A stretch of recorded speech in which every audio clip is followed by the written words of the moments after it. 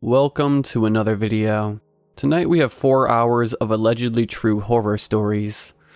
If you have a story of your own, it can be sent to reddit.com/r/slumberreads. These videos do take me quite a bit of time to create, so if you're feeling generous, and if you feel this video is worth one, please be sure to drop a like. It helps the channel more than most think. Subscribing if you're new is also greatly appreciated. Stay safe out there, and as always, I hope you all have a great night. I'm a security guard for an alarm response company. My answer alarms for businesses and private residences. 99% of the time it's a motion detector set off by a cat, or a restaurant forgot to disarm their stuff before the stock truck arrived to unload. In this case, I was called out to a house where the back door alarm was set off. Like it, thought someone opened it. The owner was out of town, but she was alerted by her app and had her mother meet me there. We checked the door. It's locked. We figure maybe someone tried the door, but it didn't budge, setting off the alarm. But there's a light on inside. The mom mentioned this to the daughter on the phone. Daughter says she isn't sure if she left the light on or not. It's a good idea to make people think someone's home, but she just isn't sure. That gave me a bad tingle. The mother wanted to go inside to check. However, she didn't have a spare key. The neighbor did, but they were asleep and Mom didn't want to wake them. So, I fill out my papers and go back to my normal patrol routes. An hour later, the same home sends an alert out. I'm the only one in my city zone, so I answer it again. When I pull up, police and CSI are there talking to the mother and the now awake neighbor. They are reviewing video footage sent to them by the daughter. I look at the footage. 4 armed men wearing masks and hoodies came out of the bedroom a minute after the mother and I left. They proceeded to rob the place. They had broken in and locked the door behind them for appearances. They're the ones who turned on the light. The mother told me 3 guys had robbed her daughter's home a month before. Somehow they knew when this girl would be out of town. They appeared smart, desiring a quiet robbery without conflict. But they brought guns, so they were prepared to shoot their way out of trouble if need be. The mother had wanted to go in. If she'd had a key, or woken the neighbor for the key, we would likely have been shot dead by these guys when we went inside. Work doesn't give me Kevlar vests or anything. If I ever get another house call and someone is there, I am not going inside no matter what is asked of me. I count myself fortunate the way was blocked this time, because I was prepared to foolishly go in and check if I could. 1% of the calls where something is actually off. It has never been as bad as this one.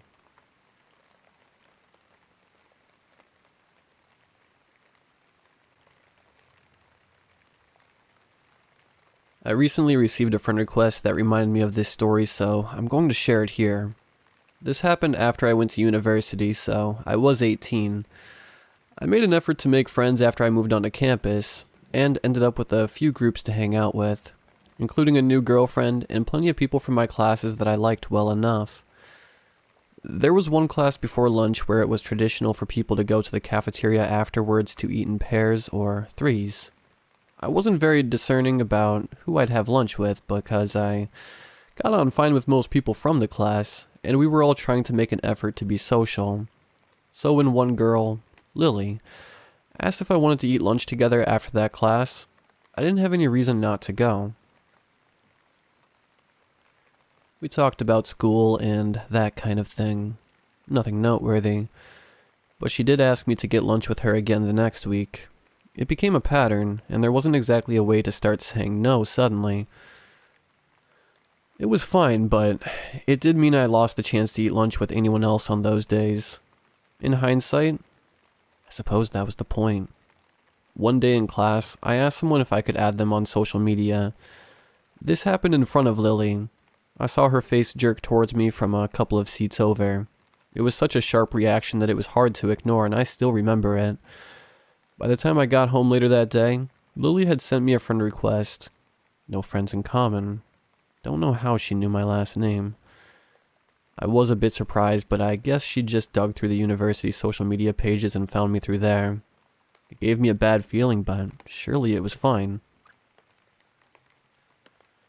She ended up messaging me a lot and commenting on anything I posted.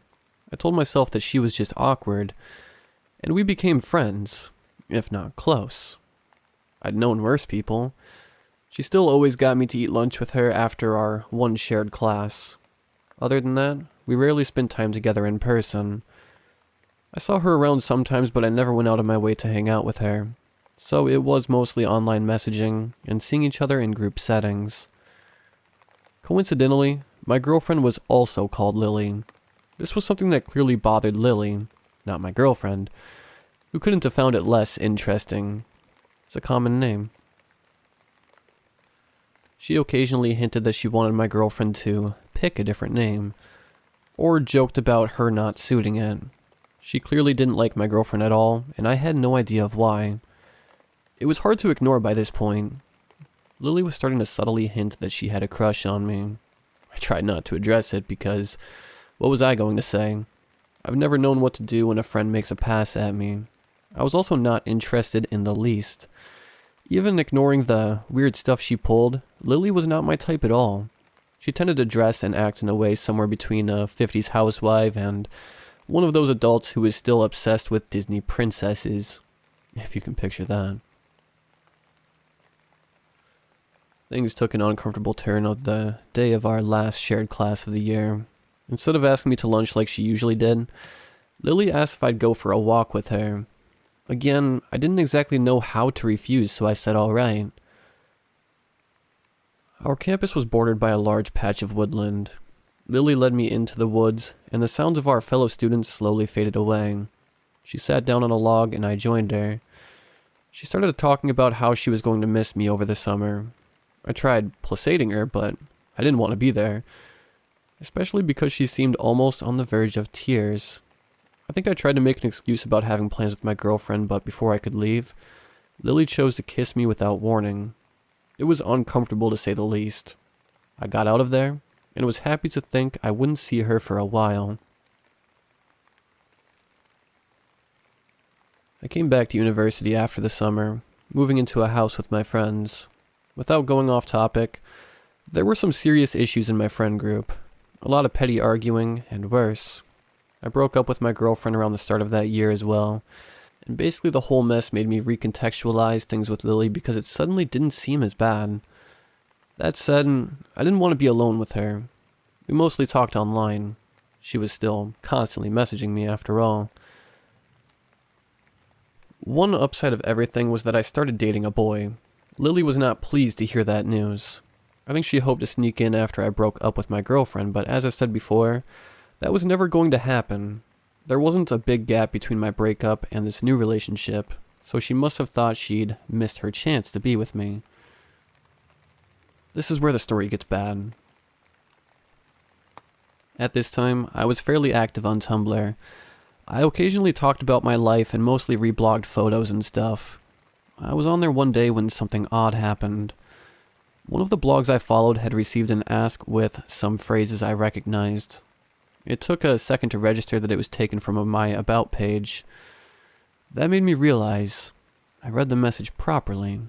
Someone was asking this completely random person to analyze a section of text from my page, asking for their opinion on the type of person who would write in. I cannot stress how messed up it was to see people talking about me like I was a character in a book they were trying to study. The reply was basically, I don't know, sorry. But the important thing was that the question hadn't been anonymous. It linked to someone's blog. Obviously, I wanted to know who had taken such a bizarre interest in me. As far as I knew, no one in real life, other than my boyfriend, knew about my page.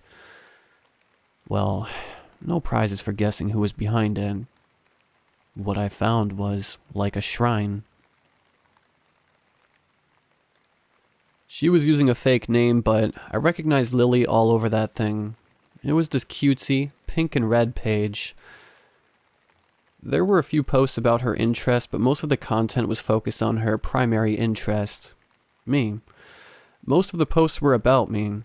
There were accounts of things I'd done recently. He told me about such and such, he went to a nightclub recently, etc., as well as references to things from as far back as I'd known her. It was clear she'd been keeping tabs on me, both online and offline, gathering up every scrap of information she could about my life and hoarding it here in her collection. She talked about us eating lunch together and how special our dates had been to her, as if it was anything more than acquaintances getting food after class. She talked about the time she had forcibly kissed me in the woods, but she wrote it as if it had been mutual. She quoted lyrics from my favorite song and talked about how she'd always be there for me, no matter who else came into my life. Lots of references to loving me just the way he is, which answered another mystery about an anonymous love letter I'd received earlier that year with the same wording. It got worse. There were a lot of posts about my boyfriend as well. These weren't so nice. They got vicious, talking about how he didn't deserve me. He didn't know what he had. If she was with me, she'd be jealous of anyone else who came near me. So my boyfriend not being a jealous person meant he didn't love me. It was angry and hateful. I didn't like to think about the sort of person who could write so obsessively about fixating on me. One thing that didn't make sense at first was that the blog also made plenty of references to Lily's best friend Steven. She had never mentioned this person to me. Her post talked a lot about Steven and how great of a friend he was, and how much fun they had together, how he looked out for her, etc. I was trying to work out whether this was an online friend when one specific post made it all click. She had posted a photo and captioned it with, "Steven sent this to me. He knew I would like it, and I love it," or something like that. The problem was the photo was taken from my own page. I hadn't sent it to her. She took it from my page and then claimed this fictional best friend of hers shared it with her, because in her head, she'd split me into two people. In her messed up fantasy life, I was both the perfect best friend who was always looking out for her, and her soulmate who was bound to end up with her when I finally got over my sweet, kind boyfriend and all the other easy girls I hung out with that she made dozens of posts complaining about. Who was she complaining to?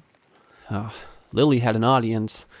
She asked open questions about me and her relationship with me and got messages back from her followers. People who took what she said at face value. I saw a bunch of random people agreeing with this stalker that my boyfriend didn't deserve me, and we were bound to break up soon so I could be with Lily. The person I was clearly supposed to be with. She had this fake, fan-fiction version of my life up for anyone to share their opinion on, and she'd made herself out to be the hero of it all. I went maybe a month back into the page's history. I did not look at everything that was there. It was too much. So I'm not sure how long this had been going on. I sent Lily a message confronting her about the blog. She said nothing, and I cannot stress how weird it was to have found pages and pages dedicated to me, with her talking about how she was in love with me and would make sure we ended up together, slamming my boyfriend and building a fantasy life with two different versions of me and that she clearly believed to be real, then acting like it hadn't happened. She said nothing. She didn't address it. She just changed the topic, even after I pushed, and it was like she hadn't even registered what I said. I've never seen anything else like it. She deleted the page, of course, or at least changed the name and hid it so I never found it again. It wasn't the end, though. I wasn't going to hang out with her anymore, but we were still shoved together in classes and she had started to actually scare me with what she might do next. I'm kind of a paranoid person. Knowing someone was obsessively keeping track of me for who knows how long freaked me out. The next thing she pulled was trying to seduce my boyfriend. It was an absolutely useless attempt that only made him uncomfortable. He told me about it right away. What was her plan there? Did she hope to tell me he cheated and wait for me to break up with him? Why would I want her after that? When that didn't work out for her, she tried hitting on 3 of my other friends. None of them took the bait. She ended up dating one of my former housemates for a while, but made sure to send me messages while they were together letting me know she'd rather be with me. No thanks. Lily made sure to stay in my life the whole time I was at university. There was a time when I tried to pull away from her, and she ended up starting rumors about me and damaging a career opportunity I had put a lot of work into. I don't know what else she did behind my back, but it made me realize it was safer to let her think she was part of my life while ignoring her, rather than doing something that would cause her to get angry. After I graduated, Lily still wanted to spend time together, but I knew I didn't have to now. I made excuses about work and barely talked to her after that point. I almost entirely stopped posting on social media that I knew she knew about. Of course, she didn't give up that easily. She tried to start conversations, asked me to meet up with her, attempts I usually ignored. I didn't like to think she was still tracking me online, but she probably was. I don't know how, but she'd occasionally reference things I mentioned online somewhere she shouldn't have known about. The last time we had a real conversation, she sent me a message out of nowhere. We hadn't spoken at all in months, and we hadn't talked about anything serious in much longer than that. Thinking about that conversation still makes my skin crawl, but I'll summarize what happened. At first, she asked me some questions about how long I had known I was queer. I told her some basic stuff, the kind of stuff I'd tell anyone who asked. Then she changed the subject. She started talking about how I would feel about her if she was a boy, about wanting to be a boy for me. The messages quickly became fetishistic, and she went into plenty of detail about fantasies she had of the 2 of us. Again, we were not friends at this point. We'd never been especially close, at least not from my perspective, and we had barely spoken for years. I can't imagine sending messages like that to even a close friend, let alone someone who barely knows you. I tried telling her not to pull this crap with me, but she decided to change tactics. She sent photos of herself, followed by a bunch of messages, maybe 4 or 5 a minute, way too fast for me to reply before the next one arrived, basically quoting back what I'd told her about myself and my past earlier. She was telling me these things as if they had happened to her. She was role-playing as me. The worst part was that she seemed to believe it was real, that those things actually had happened to her, even when she was quoting me word for word. Things I'd told her only hours before were now her life. It was like she was trying to absorb my history, to take it over, to make my life a part of her. Yeah, I didn't talk to her again after that. I ignored future attempts she made to talk to me, and I eventually silently deleted her from all the inactive social media, which was her only real way of contacting me. I really thought she might finally move on. A few days ago, she sent me a friend request. It's sitting there unanswered, because I know if I delete it, she'll only send another one. Lily and I met nearly 12 years ago. This story is just the highlights, and even then, it's only the stuff I know about for sure. A lot happened behind my back. I know it did. So, girl who spent 12 years obsessing over me, fetishizing me, stalking me, and harassing me, let's not meet again. The fantasy life you built for the 2 of us in your head is the only place you'll be seeing me anytime soon.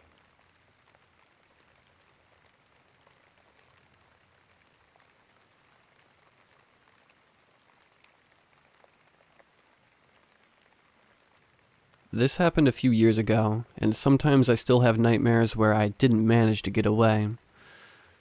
Let me start off by saying, I live in a pretty big city, lots of bars and clubs, and I have experience with partying and drugs. I have been in blackout drunk situations, and this was not that. I no longer go out on my own. That night, I decided to go out with some friends bar hopping. I mainly knew only one of the girls that I hung out with on the regular. The other 2 were more acquaintances or strangers. I was very outgoing and loved meeting people, so that was nothing new for me. We had a few drinks at a bar and continued on to the next one. Having fun. A great time. One of the girls I didn't know well pulled out the party stuff sometime during our second bar visit. I decided to skip it because I wasn't looking to get effed up that night. My friend said yes, and she and the third girl went to the bathroom. The second girl, let's call her Barb, kept saying I should go with the two others. I declined and declined. She got a little aggressive and mean after the third time I declined. My friend came back just then, and Barb acted like nothing had just happened. We had some new guys joined our group to flirt. I'm in a relationship, but my friend and Barb were not. By then, the second girl had left. Barb and my friend were starting to get pretty messed up. I went to use the bathroom and text my boyfriend that I was coming home soon, and saw that my phone was dead. When I came back, the guys had gotten us shots. I was still pretty sober and declined the shot. Barb shoved the shot into my hand, and to avoid a scene, I took it. I started to tell my friend I was heading home, but one look at her face and Barb, and I saw they were out of it. I was starting to feel pretty woozy myself, so I grabbed my things and their things and started shoving them to go. The guys that bought the shots were protesting, but I wasn't getting resistance from the girls. I hailed a cab. My phone was dead, so no Uber.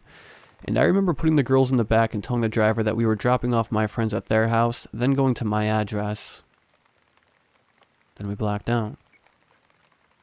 I remember dropping off my friend, then a blackout. Then I was alone with that driver. I was in the front seat and he was holding my hand. I looked around, disoriented, took in the sight of him holding my hand while driving, like my boyfriend would. I saw my wallet in the center cup holder. The meter was off and was telling me that he was taking me to a romantic place. I told him no, please take me home. My boyfriend was waiting at home. He said something along the lines of, "Stop talking about him, I told you." Which to me in hindsight, indicates that I had told him already many times. He said he just wanted to pretend for a little and held my hand tighter. I didn't want to trigger a violent reaction, so I left my hand there and started to reach for my wallet with my other hand. He saw, let go of my hand, and took my wallet from the cup holder to his other side where I couldn't reach. I was still woozy and blacked out again. When I came to my senses, we were parked near a very known, romantic, and touristy location in my city. Normally this place is packed. Not that night. It's pretty far from anything else too, and surrounded by woods. I started to cry and tell him to please take me home. I want to see my boyfriend. I won't tell anyone. Please. He looked at me and said, "I will take you home if you pretend you are my girlfriend for a little while." I sat there in shock. I wished my brain was addled. I wished I had never gone out. I wished I could see my boyfriend for the 1,000th time that night. I said okay. He smiled, put my wallet back in the cup holder. I took it slowly and put it under my leg. He took my hand and looked out the front window out into the little lake he had brought me to. He started talking and I don't remember what he was saying. I was trying not to black out again. I waited for him to look at me and asked again, "Please take me home." He said if I let him give me a kiss. I said no. He looked mad for a fraction of a second and squeezed the hand he was still holding. He leaned in fast and kissed me anyway. I kept my lips sealed tight against him, ready to fight, ready to bite and scratch and not go down easy. He let go of my hand and backed away. We started the car and started our way back to civilization. I was crying silently as possible, trying not to be heard so he would forget I was there and want to touch me, hold my hand. I waited till we were near enough people that I could bolt out of the car and find another way home. I think he saw me grabbing my wallet from under my leg and knew my intention to jump out at the next red light. He snatched it again and said he would drive me. I just nodded, but by then I didn't care about the wallet, my phone, or anything else. I was going to jump out. No matter what, I was going to get home. I didn't know what time it was by then. I do know there was almost no cars driving in my usually busy city. No buses, no people. I didn't care anymore. He stopped at a red light. I unlocked the door and yanked it open and ran. I didn't look back, but I heard a car peel out of the intersection. He was running too. My phone's still dead. No wallet, so no money. Really far from my house. I was still drowsy and crying. I had no idea of the time. I started walking home. I heard a car pull up near me and started running out of instinct. I heard a woman's voice yell out, "Are you okay?" I stopped and swirled around, and the most beautiful person I have ever seen in the world was walking towards me slowly, hands out in front of her as to not scare me. I started crying even harder, even more incoherent than I had ever been in my life. She hugged me so hard and asked for my boyfriend's number. She called him. He answered straight away. She started telling him where I was, that I was okay, that she was taking me home. I cried the whole way back, trying to explain what happened, but still woozy, still freaking out. It was hard. So we drove in relative silence. When we got home, my boyfriend was waiting outside, losing his mind. My savior gave me a phone number to call her when I felt better, and drove off. It was 5 a.m. I left the bar at 10 p.m. That's all I can remember. A week later, my wallet showed up in my mailbox.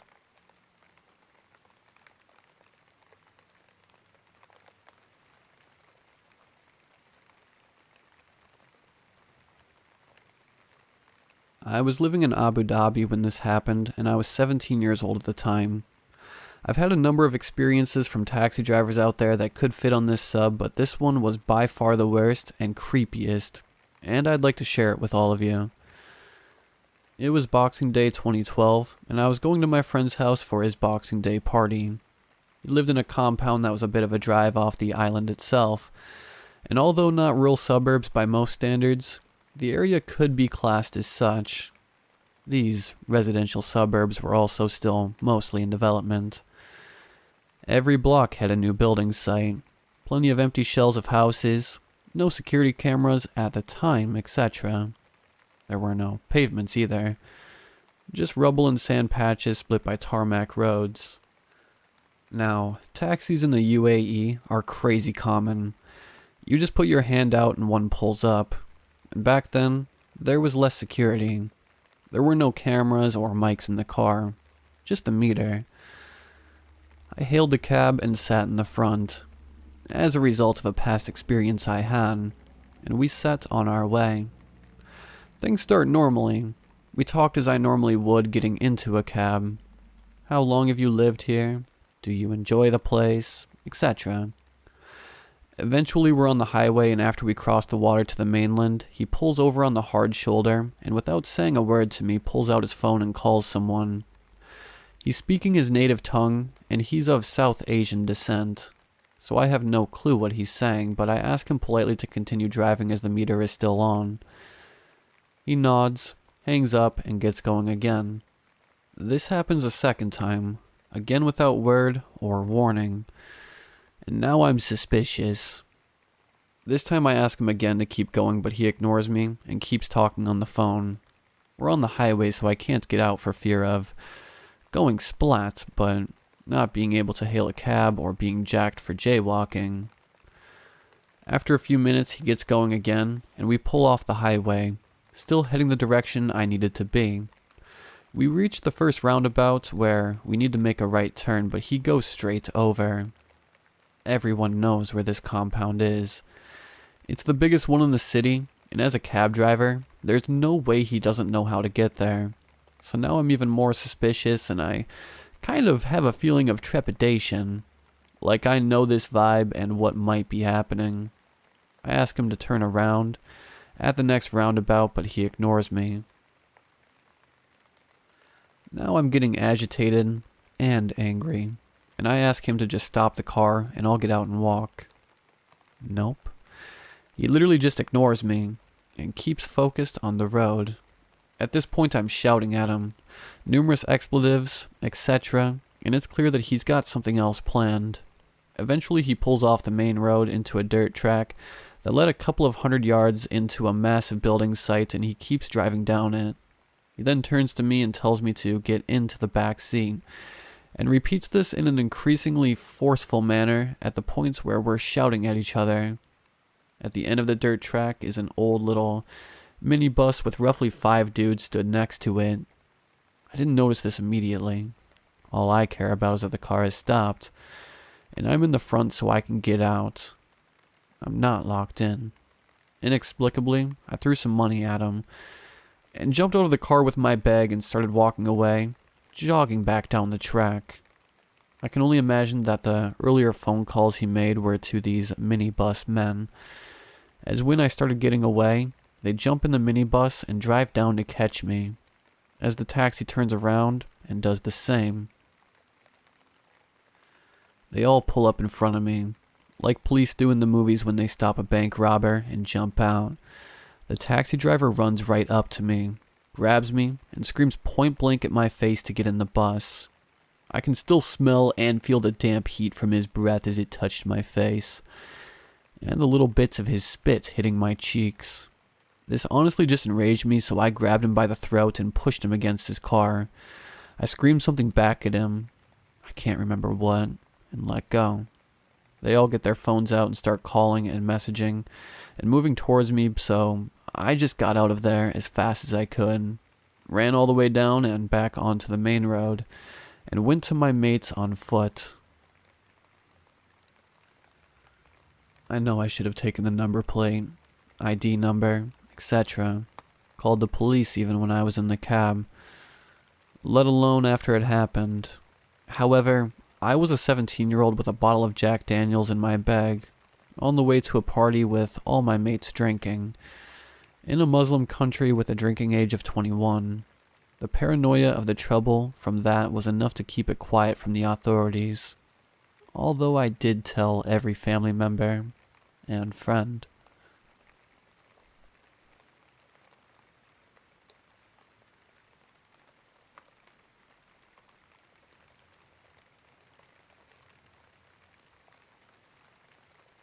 To preface this, I love to drive. Like, hours-long drives to nowhere with no destination in mind. Just me, my music, and the road ahead of me. Living in Nebraska, I'd often take back roads or lonely highways cutting through the countryside to small towns and eventually cities. And I'd usually take these drives at night since there was less traffic to worry about. I've done it since I got my license 4 or 5 years ago, and I've never once had any sort of issue. Nor have I ever run into any trouble. That was until a few nights ago. For reference, I'm a relatively small 22-year-old female, and as I've stated before, I often take these drives completely and utterly alone. They're a good way to clear my head when I'm stressed, upset, or overwhelmed, or for me to get a plan together to sort personal issues out. I've always done these long and lonely drives to get away from the toxicity of my household when I used to live with my parents as a means of coping with their alcoholism. Though now that I've moved out and am in a much better place mentally, I don't really have the urge to get in my car and just drive anymore. However, on the night this event took place, I was feeling pretty overwhelmed, stressed, and anxious with a clusterfuck of personal issues I'd rather not get into. I felt restless and irritable around my boyfriend, couldn't focus on anything else, and decided I would take a drive to clear my head. My boyfriend was understanding and told me to be careful and not be gone for too terribly long, since it was getting pretty late. I agreed, gave him a kiss goodbye, and left. I drove around our city for about 30 minutes, but I was still feeling on edge about everything transpiring in my personal life, so I decided to drive further north down those familiar, dark, winding one-lane highways. I kept the car at a steady 65 miles per hour, taking the turns at a slower pace in case a deer jumped out around the bend, and was just admiring the vast, empty darkness of the snow-capped fields and barren trees. It was honestly a bit creepy being all alone with no cars in sight, in seemingly the middle of nowhere, the few houses miles back from the road lightless, and the dead cornfields withered away and covered in the snow. It was like something out of a horror movie, and I half expected to see a ghost pop up in my rearview mirror, or see someone clamber out from the patches of trees dotting the horizon. The only light came from my headlights, and even then I still strained to see through the inky darkness of the night. By now, it was just after 11, and I told myself that once I made the familiar roundabout that would either take you to a small town or back up towards the city, I would head back to the city and home. That roundabout was still maybe 15 to 25 minutes away, but other than my imagination picturing the worst, I wasn't really all that concerned. I mean, I was by myself. I didn't have any other motorists to worry about, right? Wrong. As I'm rounding another bend, I notice a vehicle with its hazard lights flashing maybe a quarter of a mile or something away from me. It was some sort of sedan, dark colored, and was angled to where only part of it was on the shoulder while the rest was jutted out onto the road. Like they had to pull over in a hurry but didn't quite manage to do that. The driver's side door was flung wide open, and as I slowed my vehicle down and angled it towards the opposite side of the road to pass, I could make out what looked like maybe blood on the inside of the open door. I didn't see anyone on the road or in the car, and I was the only motorist in sight. Cell phone reception is spotty at best in this part of the country, but more often than not, you couldn't get reception no matter how hard you prayed, which was definitely the case when I took a glance at my phone to see if I had any service. So, a lone female on the road, at night, pulling up near a vacant vehicle that looks like someone had been attacked on the inside with no cell service. Now, I'm no dummy. I've watched countless episodes of Investigation Discovery and Criminal Minds and read far too many true crime books to know that this had bad and danger written all over it. But there was still a small part of me that worried something terrible had happened to whoever was in that vehicle, and I thought I needed to help. These roads don't get a lot of traffic late at night, and temperatures were well below freezing. If someone were hurt or in trouble, there was no one and nothing else to help them but me. Still, I pulled on the side of caution. I was still driving my car, though a bit more slowly, and as I approached the vehicle, I rolled down my passenger window a bit, shut off the music, and called out. "Hey, anyone there? Are you okay?" I didn't hear a response. I worried they were passed out somewhere, but I wasn't about to get out and look for them. I told myself I'd call out one last time, and if I didn't hear anything, I would leave, and the moment there was reception, I'd call it in. And if I did hear someone, well, I'd figure out my next course of action then. So, again I shout, "Hey, what happened? Are you okay?" There was silence for a beat, and then I heard rustling in the shadows of the trees, followed by a gruff voice saying, "Yeah." I was relieved at first and was about to say something in response, or possibly even stop my car and get out, when I noticed three things nearly simultaneously. As I inched my way past the front of the sedan, I noticed there was no damage to the hood or anywhere else on the vehicle, which I found to be strange considering the blood on the inside of the door. In my rearview mirror, I caught a glance of someone coming out from behind the sedan, and they were making their way towards my car fast. The person did not have any blood on them, or appeared injured in any way, wearing a mask, not like a face mask for COVID, or a ski mask or anything normal, but one of those masks you would see in the Purge movies, and they were holding something in their hand. I don't know what it was. I couldn't get a good look, but from its length and shape, my guess was maybe a tire iron or a crowbar or something. I don't need to tell you that I slammed on the gas the moment I noticed those things, and drove like a bat straight out of hell, my heart thundering in my chest and my entire body shaking. The window was still rolled down in my haste, and the music was still shut off, so I could very clearly hear someone, definitely a man, shouting at me, though I had no clue what they were saying. I just knew I had to get out of there immediately. I stole one last look in my rearview mirror as I drove away, mostly to see if they were getting in their sedan to follow chase, or if they had stopped. The man with the weapon was still standing in the middle of the road watching me, and right before I looked away from the mirror, I saw a second man emerge from the trees that had been rustling earlier, also wearing one of those creepy masks and no trace of blood on him. I probably broke every law for speeding that night, but I wanted to get as far away from those men as possible. As soon as I made it to the roundabout, I turned towards town, parked in the Walmart parking lot that thankfully still had cars from who I assumed were workers closing up shop, and proceeded to have a full-on meltdown. When I could pull myself together, I called one of my friends, T, who was a police officer, to tell him what happened and ask what I should do. He was concerned for me, and after asking if I was okay, where I was, did they follow me, etc., he told me since it was out of city limits, he couldn't do much on his end, but he could get in contact with the local police/sheriff in that jurisdiction to make my statement and check it out. I agreed, thanked him, and while I waited for police to show up, I called my boyfriend. Through my hysteric sobs and panic, I managed to tell him what happened not even 10 or so minutes ago.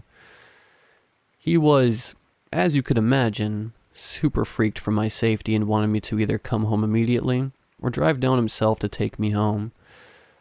I told him the police were on their way to take my statement, so I couldn't leave, and that I was okay. But I stayed on the phone with him until I saw the familiar police cruisers pulled into the lot. I gave the police my statement, and they assured me they would go back to the spot I told them the sedan had been to take a look, and that they would try to catch the guys who didn't. Though, with no cameras, and no description of the man, I wasn't sure they'd be able to. I didn't even get the license plate number. Though, at the time of my panic, the thought never came to mind until the police were asking if I got it. All they had to go off of was a dark-colored sedan and 2 guys with masks. After I gave my statements, I went home and stayed curled up close to my boyfriend the whole night, listening to every sound the house made in fear it would be those guys arriving any minute to finish whatever it was they started. Since the incident, I haven't heard back from police about whether or not they have any leads. And I'm not sure they ever will. I'm just thankful I'm still here, and that I didn't stop my car or get out. I'm not sure what would have become of me if I had. I still have so many questions that have no answers. What were they doing? Why?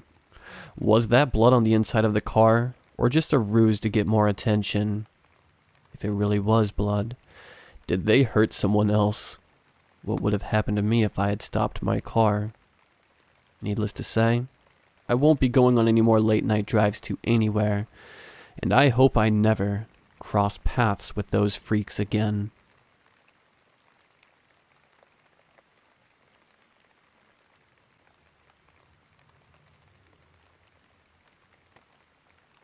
Let me share the story about the time my mother and I discovered a homeless man living in our cottage basement.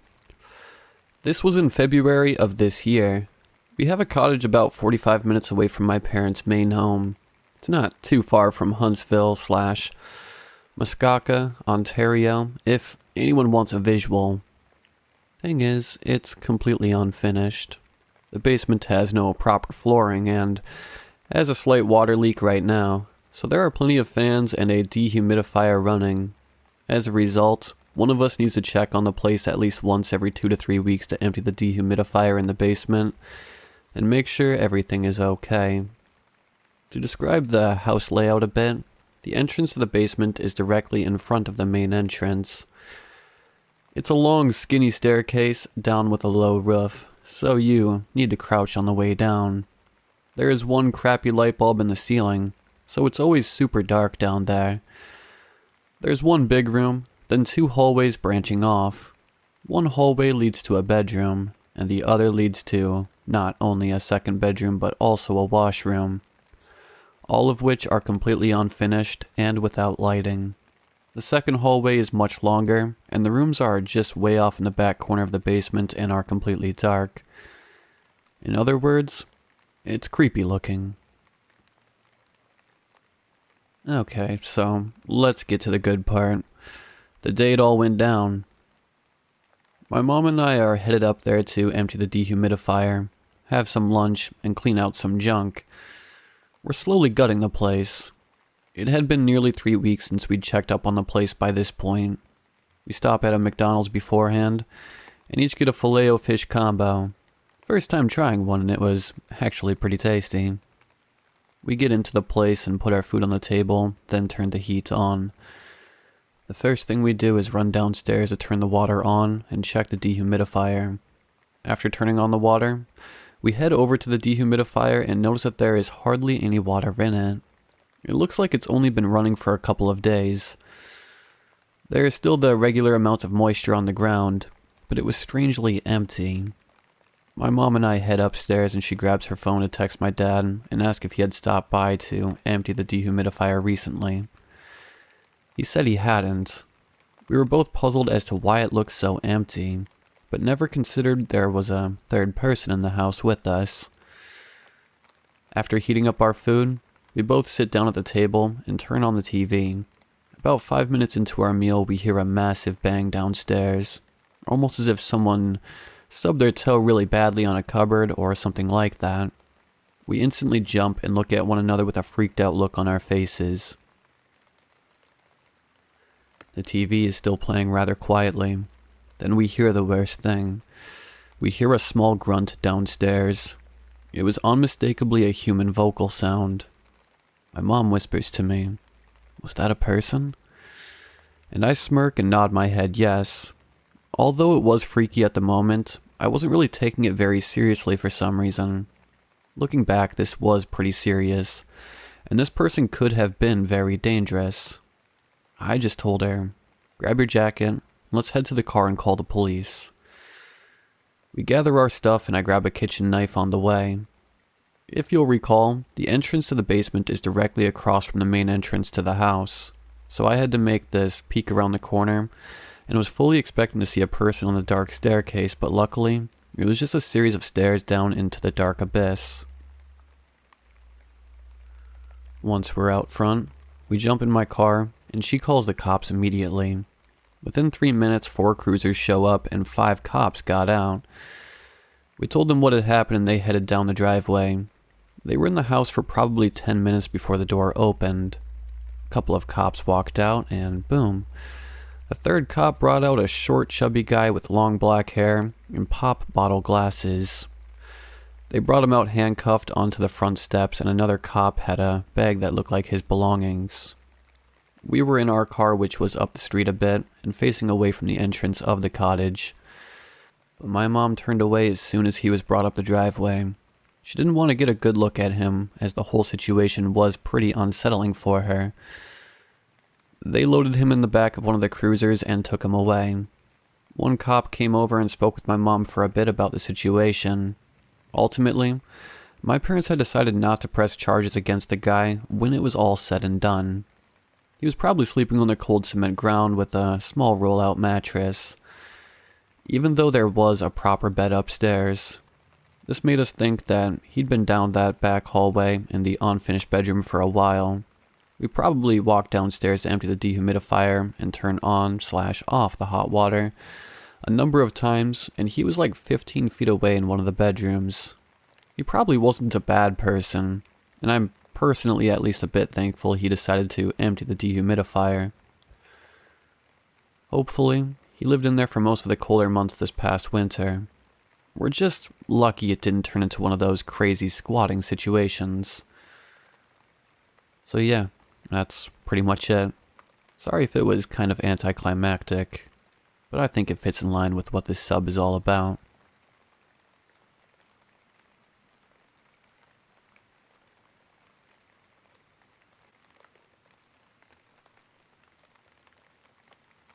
This story takes place when I was around 16 to 17 years old. I lived with just my dad in a little apartment in a questionable area. It was the type of area you'd not want to be out and about when the sun goes down. Up until a certain time, like 10 to 11 p.m., there would be a cop or two in the area patrolling and making sure there are no gang-related activities going on. I had a job at a restaurant in the city, which was about a 30-minute car ride and an hour-and-a-half train ride. The train was a couple of blocks away from my place, and since my dad was always too lazy or hungover to drive me, that was my main form of transportation. I went to work around 3 p.m. and would usually get home around 12 or 1 a.m. This was my schedule 4 days a week aside from having school. I would see a lot of familiar faces on the train because of this, but we never really made conversation with each other. Until one night when I got out of work late because some assholes wanted to sit in the restaurant past closing. Thanks to them, I missed my train. The next one wasn't scheduled to arrive for another hour, so having nowhere to go and no money for Lyft or Uber, I sat there waiting. No one was around me, so when this older man showed up, kind of staggering a bit, I assumed he was another drunken hobo in the city trying to catch a train to sleep in. Something about his face gave me déjà vu, but I shrugged it off, thinking maybe I've just seen him on the train here and there. He made his way over to me, much to my discomfort, and started up a conversation. He wasn't slurring, but the way he was looking down at me gave me goosebumps. He asked me why I was out there so late, all by myself. I had to reply as to not anger him. I mean, we were alone, and he was close enough to me to pull out a knife or something. Anyway, I told him I was waiting for the train, and he asked which one. Now, the train was color-coded with a strip at the top to indicate whether it goes to north, south, east, or west areas. I took blue. But I lied and said I took green. He looked at the schedule above the benches and saw that the green train was coming in 15 minutes. So he said he'd keep me company. For those extremely long 15 minutes, he asked me how long I had been working at so-so restaurants. This made my blood run ice cold. I never told him where I worked. I just looked at him and very timidly answered, "For a year." And he laughed. He said, "Wow, it's already been a whole year, huh?" At this point, my skin was itching out of anxiety, and as soon as the green train came, I knew I had no choice but to take it. I said goodbye to him and thanked him for the chat, hoping that would be the end of it. Nope. He suddenly told me that he took the green train too, so he followed me on and sat in a seat behind me. My mind was racing about whether he was going to try and do something to me, like chloroform me or hurt me some other way, but we rode the train in silence. I was trying to figure out how I was going to lose him. There weren't many people riding the train at that hour. Our car was empty, unfortunately. As the ride went on in menacing silence, I could feel him staring down the back of my head. I waited until we got to a stop where there was another person, and I was so relieved to see a woman sitting there. She was boarding, so I immediately got off the train and the man followed me, as expected. I took a seat on a bench next to hers, close enough for her to see and hear everything going on, hoping she would catch on. The man noticed that I was sniffling, allergies plus being out in the cold, and asked if I was sick. I told him no, but he insisted on giving me these weird pills he had that were supposedly cold medicine.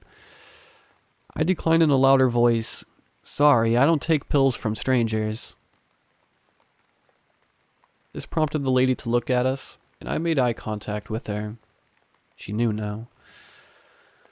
Now this went on until a blue train came and the lady got up, giving me a look that told me to get on with her. So without explanation, I did.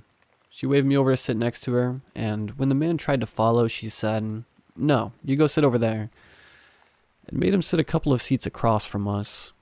He chose the one where he could face us and stared at me the entire time. I was shaking and about to burst into tears. The woman leaned over and whispered to me that she had a pistol. I felt safer with her there. We whispered back and forth about what happened. I told her where I lived and how I was worried he would follow me home. She told me a friend of hers would be boarding the train soon, and when he did, she told me his name was Ray. Ray was filled in about everything and agreed to escort me home. She promised me that I could trust him. The two of them waited with me until I got to my stop. The man, still watching me, started to smile widely, resembling the Cheshire Cat. He shouted, "This is your place, right?"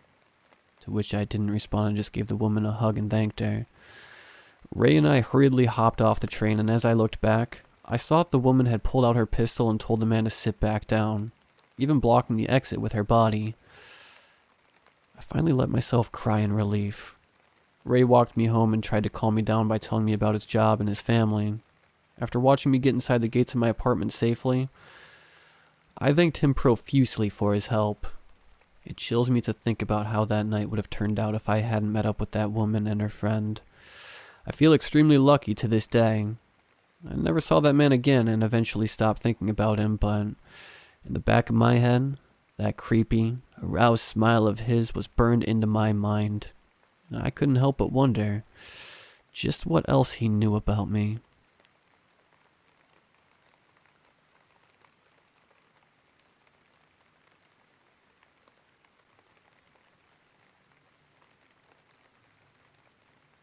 So, this happened roughly about 2 years ago.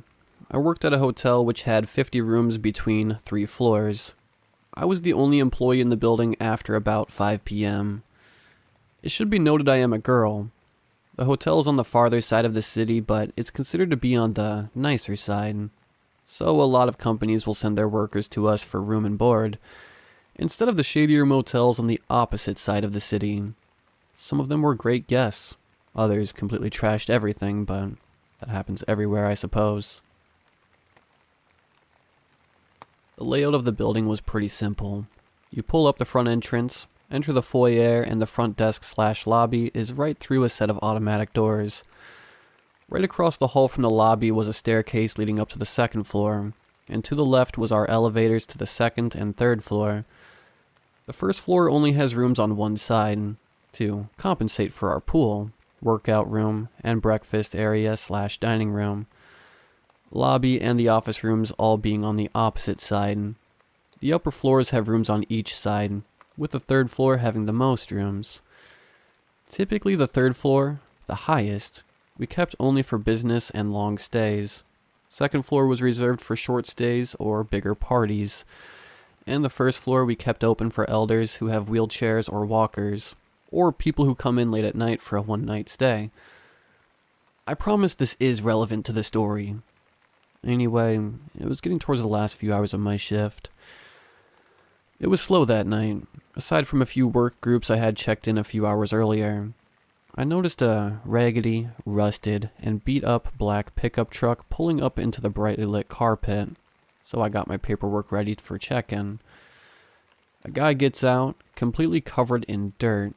I figured he'd just got off of work, as most guys come in covered in dirt or oil. I do specifically remember that he reeked, which isn't too out of the norm either. Entirely, I just chalked it up to him being an oil field or construction worker. I got his credentials. His name was Michael, and scanned it into the computer.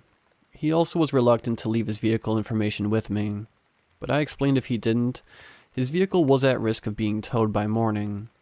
I thought he caved because he was only going to be there for the night. Michael requested a second floor room close to the lobby staircase so he could have easy access to the front doors for smoking. Not out of the norm either. After taking his payment, I set up his room keys. I explained parking, policies, and explained how he can get to his own room, which was right up the staircase, and the door was on the opposite wall. He had a few bags with him, and he went upstairs. Almost immediately he comes back down the stairs and accuses me of giving him broken room keys. I had to explain if he put them next to his phone, or anywhere near a magnet, potentially in his wallet, the keys will deactivate. I did offer to take him upstairs and open the room for him to make sure the new set of keys worked, and they did. He walked into his room by himself, shut the door, so with that, I was on my way back down to the lobby. When I got back in the office, something odd caught my eye on the cameras. He hadn't left the building, but his car wasn't in the front anymore. He didn't mention anything about having another person with him. If there was, we are supposed to charge a $10 fee per person. The side doors don't open unless you have a room key, or are on the inside of the hotel, so I started to watch the cameras and make sure he wasn't trying to sneak people in. About 20 minutes passed and I noticed nothing happening except him coming down the stairs. I smile politely and he goes outside. He stays outside for about 10 minutes, just standing in the carport. I can see it on camera. Now, while I thought that was a little weird, I just chalked it up to him taking a smoke. I stopped paying attention after a while and started to file my paperwork that was due before my shift ended. Michael ran back into the hotel, cigarette still in his mouth. I instructed him he must take his cigarette outside and put it out. I told him prior we do not allow smoking inside the building. He just threw it on the ground and put it out with his shoe. He turned his attention towards the TV and ended up sitting in the lobby for an ungodly amount of time. He kept glancing towards the door, which made me uncomfortable. During this time, the friendly demeanor he had at check-in completely disappeared. He seemed paranoid and agitated now. He would whisper to himself. I couldn't hear what. After about 30 minutes of him doing this, I instructed him to go back up to his room because I cannot have people in the lobby where I am working on closing procedures. It was a lie, but ownership allows us to make up reasons if we are uncomfortable with the guest presence. Michael asked me to take him up to his room because he is uncomfortable and scared. I explained that I am unable to do that for safety reasons. What I could do is watch him go up the stairs on camera, and he could call down to the office on his room phone when he arrived into his room. I was just trying to be friendly and get him upstairs as quick as I could. He goes upstairs, but immediately comes back down and informs me that he forgot where his room was and I would need to show him. I told him I can't leave the office or lobby, but I can explain it to him where his room was because it was super simple. He was continuing his whispers. This time it was about him losing his phone. I didn't pay any mind to it. After explaining to Michael where his room was, he went back upstairs and I heard the door slam shut. It echoed throughout the second and first floors and it gave me chills for some reason. Almost immediately, he comes back down and starts yelling at me, telling me I stole his cell phone, that I'm planning his demise and I need to find his phone. This was completely bogus as I haven't left the office since, making sure his room key worked. He asked me for help and I just wanted him to go away, so I slipped a screwdriver in my pocket just in case he tried to attack me, and I began rummaging through the lobby couches looking for his phone. I didn't find it, but I did find his credit card, which he also began accusing me of stealing. I stood my ground and said if he can't respect me in my place of work, I can call the police and request they escort him into his room, or off the facility. He got angrier, snatched his card from my hands, and went back outside. After about 20 more minutes, he comes back inside. He is calmer, but he asks if I would please go outside with him because there is something wrong with his car.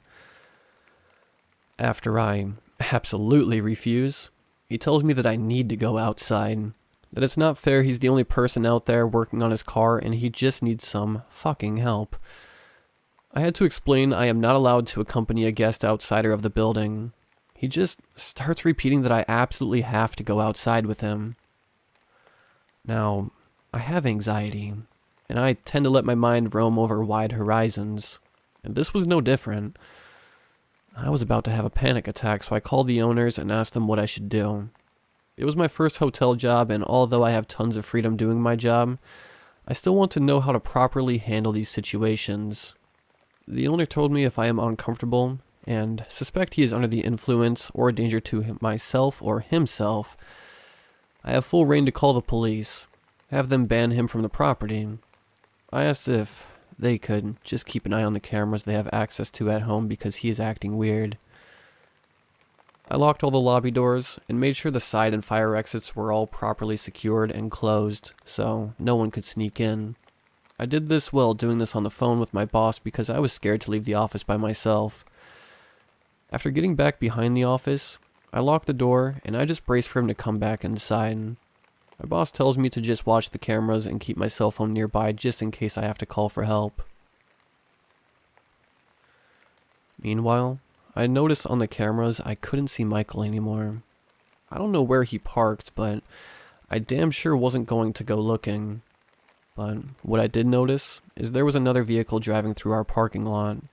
I called the hotel next door to ask if the car was on their cameras too, and I was informed it was an unknown vehicle to their records. It was unknown to mine as well. This just shot up my anxiety even harder. The car would drive around the back of the building, to the front, but avoid the carport. Turn, and then do the same to the building next door. The parking lot was almost empty, so I know they weren't looking for a parking spot. The car keeps going, and I'm watching it on the camera so focused that I didn't notice Michael came back inside.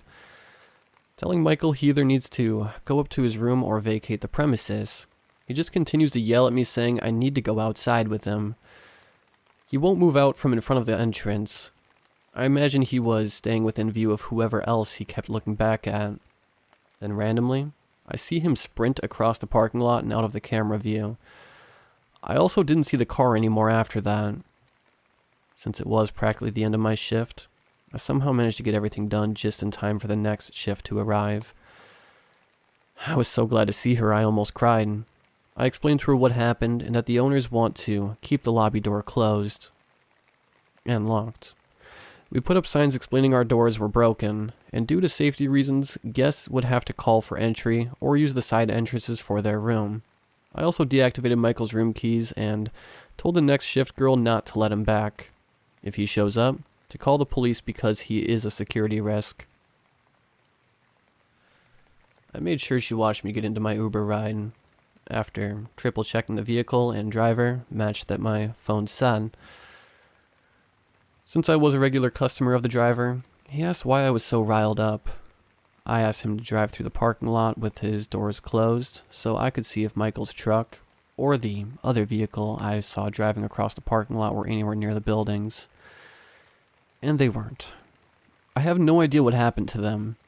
The next day I had my boyfriend come stay the entire evening shift with me just in case he came back. Because I was told by my bosses that he never came to get his stuff. He wouldn't pick up the phone for calls either. Nothing happened that night, or any other night.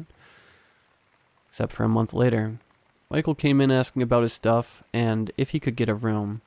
I refused his room and luckily other people were there with me in the lobby and in the office. I had our maintenance man go to retrieve his items and explained he is no longer allowed on the property. If we saw him, the police would be called and he would be arrested for trespassing. Again, this wasn't true, but we didn't want him coming back at all. I noticed Michael had a different vehicle this time. It was a newer model SUV, and it was maroon. It matched neither his beat-up black pickup truck or the dark-colored sedan I saw driving in circles. If there was anything that sat with me even after all this time, it was that he remembered my name.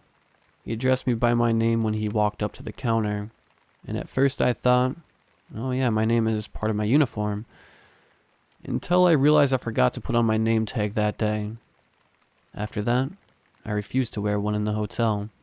Management let me create a fake name and wear that from that point on. It took me a while to feel safe in the building again while I was alone.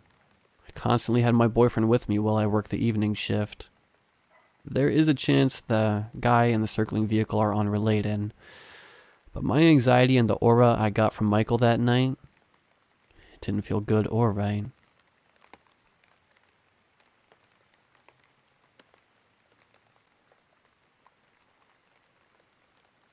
This happened literally a month ago, back in February, when my boyfriend and I had decided to try out an open relationship for a little while for various reasons. We live separately in one of the larger cities in the north of Middle America, and there's a decently sized population of college students, like me, to keep the gay community fresh. So I was doing pretty well for myself. One night I was bored and scrolling through Grindr, looking for an easy hookup when I got a message from a guy who was barely 800 feet away. He wasn't terrible looking, and I was a little desperate, so I agreed to go to his place. He lives, quite literally, down the street from me. I can see his building from my window, so I walked over, and he let me up and into his apartment. We made small talk, and I mentioned where I lived. Hell, I even pointed out my window from one of the windows in the stairwell. From the first, I thought there was something off about the guy. Not necessarily bad, just different. An odd twitch in his hands when he gripped the banister, the vacancy of his eyes when he smiled. I'm not so cliche as to say he felt evil or anything like that, but I wasn't exactly surprised that, after we got to his apartment, the first thing he did was to tell his very pretty and friendly cat to say hello. And the second he did was walk over to the kitchen counter, grab a needle, and shoot up. I hadn't even closed the door behind me. I stood there, staring, and he turned around, dropped the needle on the counter, and went, "Oh shit, man. Shoulda asked. You cool with that?" I'm not a good Christian boy. I have broken into a church while tripping on LSD. I had sex on a headstone back in high school. But I have my standards, so I shook my head mutely, pulled my hat back on, and opened the door to leave. The guy rushed over and put a hand on my shoulder. "Yo, I'm sorry. You don't gotta go. We don't gotta fuck. Do you want to watch Transformers 3 with me or something?" "Nope," I said bluntly, hustling away down the stairs. I bundled up my scarf against the early February chill and hurried back down the street to my apartment. He followed me downstairs, barefoot, in pajama pants and a t-shirt, until I stepped outside into the whipping winds. I turned back briefly to look after a moment, and he was still standing there in the doorway, watching me. I didn't have any premonitions of doom or weirdness. I grew up in Missouri. Junkies barely register as odd to me by this point. So I went home and went to bed. Now, you might have guessed it, but I'd never seen this dude around the neighborhood before. Truthfully, I hadn't seen most of my neighbors because my neighborhood is an odd mixture of white-collar suburbia, college housing, and low-income housing like my paramour's building, all on one street. So it didn't really register when I started seeing him more. I would leave for work in the afternoon, and he'd be on the other avenue across from my building strolling along. Or he'd cut across my building's parking lot like all the kids in the neighborhood did. A couple times I saw him walking across the campus mall. My apartment building is directly adjacent to my campus, but he'd always swerve to avoid me. Once or twice I'd notice him in the grocery store I work at as a barista, but it's the only one within walking distance, and he mentioned he didn't have a car. This went on for the entire month of February. Eventually, I started noticing he'd always be walking down the street opposite my building when I left for work at my usual time, and he was only ever at the store when I was working. He'd never approach the coffee stand within the store, where I work, but he'd look at me. A couple times I noticed him enter, look at me, pretend to shop, and leave without buying anything. I was starting to feel creeped out, but he hadn't done anything yet to make me feel particularly unsafe. One day, late February, I worked an early shift. When I got off, I was feeling a little crazy from lack of sleep, and I reached my place about 20 minutes before I usually leave for work. And on the corner of the sidewalk opposite me was the guy. He was checking his watch over and over and looking up. I did a bit of brilliant deductive analysis and followed his gaze up to my living room window. Then I looked back down at him. He looked right at me. There was a moment of tension as we stared each other in the eyes. Like I said, this dude didn't give off any evil or dark vibes. I've met people that do. No, what I saw in this guy's eyes, in his face, was much more human and much scarier. Desperation, loneliness, pain, and anger. He hurried after me, but I'm 6'3" and a former sprinter, whereas he was a 5'8" junkie wearing flip-flops on ice. I made it to the first set of doors to my apartment, scanned myself in through the second, and locked them behind me. He walked through the unlocked first set, tried to open the second, tried pushing the handicap button to open them, and then gave up. "Look, man, I'm sorry," he shouted, laying a hand on the glass of the door. "Can we talk about it?"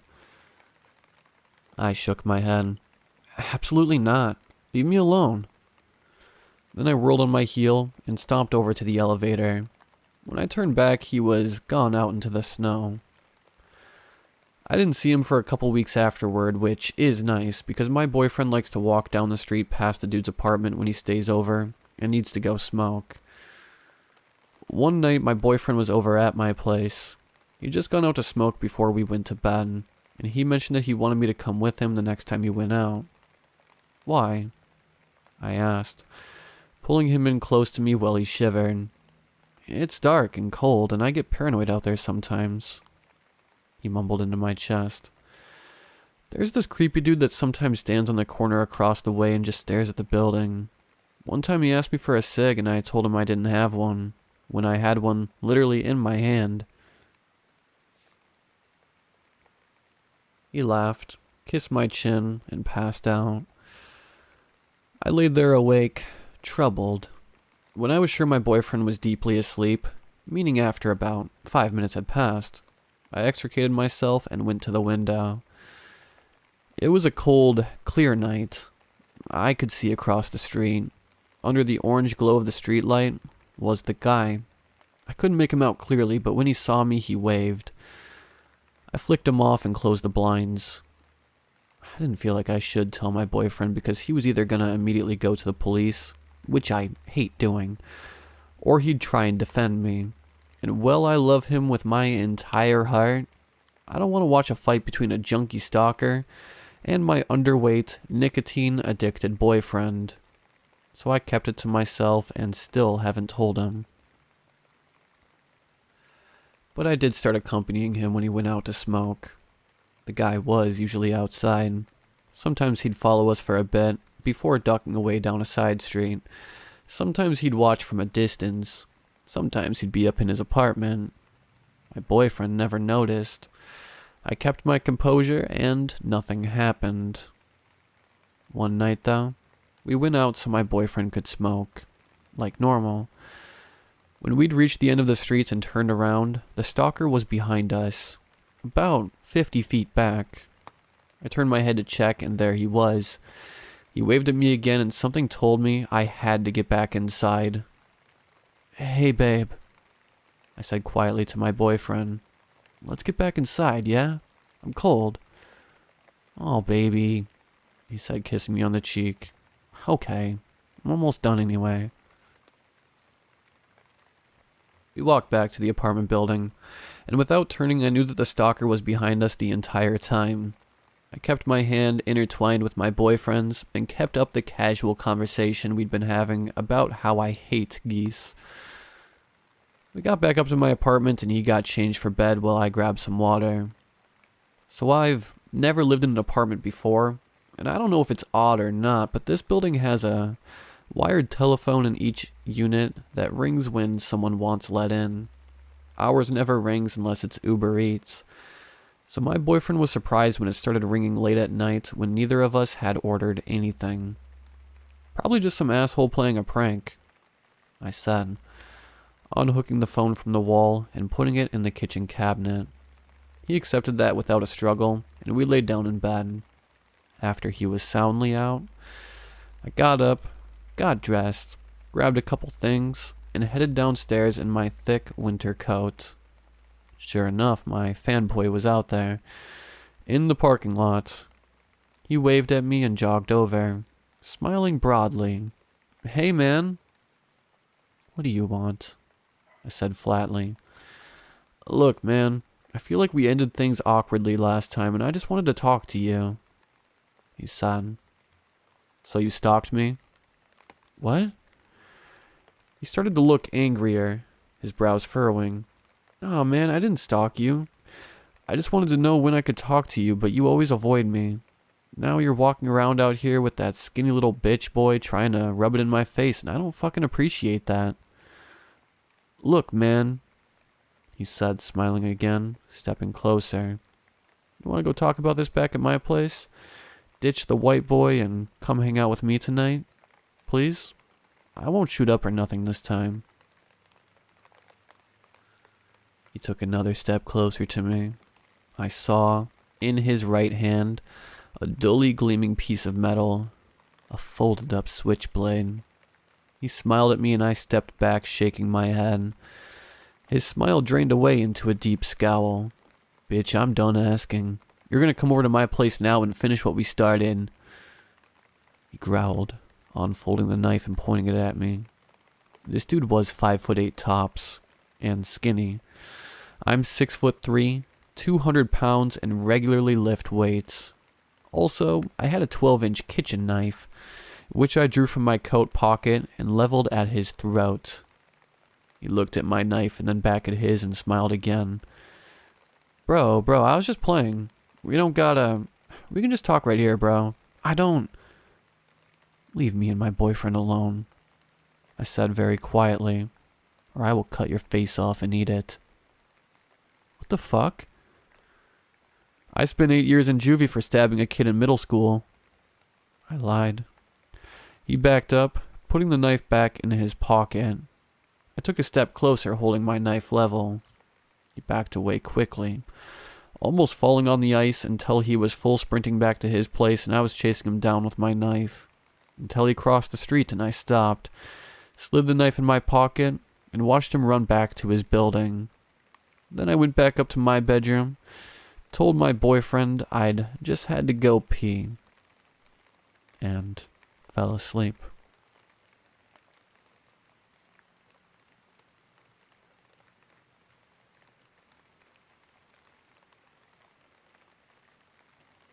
I consider most of 1996 to be a rebuilding year in my life. I was 25 years old, fresh out of a relationship that crashed and burned right before the wedding. So deep was the crater and widespread fallout that I had to move to a different state to avoid my to-be father-in-law's friends in law enforcement, who were making sure I spent some roadside with them at least 4 times in the first 2 months after it all ended. I started over in a new place with a lack of resources and connections that were going to make it hard to get back into shape before I turned 30. Still, I was free and beholden to no one but my creditors, so I had that going for me. I lived in my means and rented a townhouse in a long row of properties in a less than reputable part of town. I didn't have time to do a walkthrough before I moved in. In fact, I rented the place on scene based on the online ad.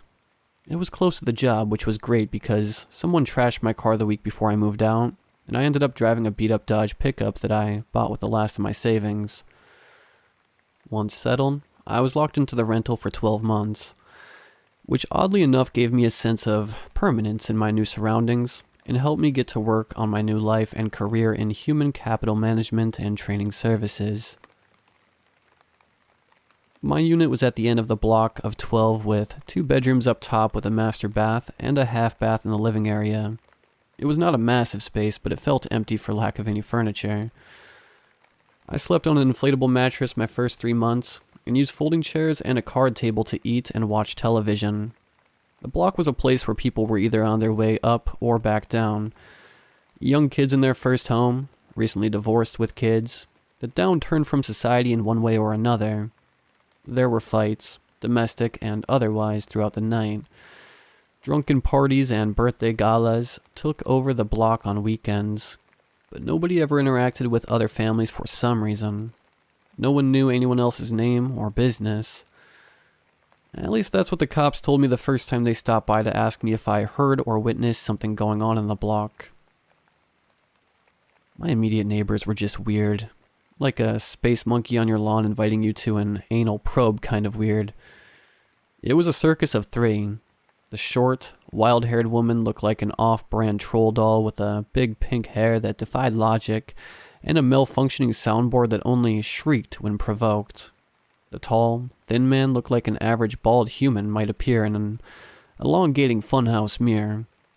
I don't know how old they were, but they resembled old, well-worn furniture. Like the contents of an elderly couple's storage locker, old and ready to be discarded. Troll doll lady and funhouse man were not fond of talking to strangers or anyone. They were troubled people.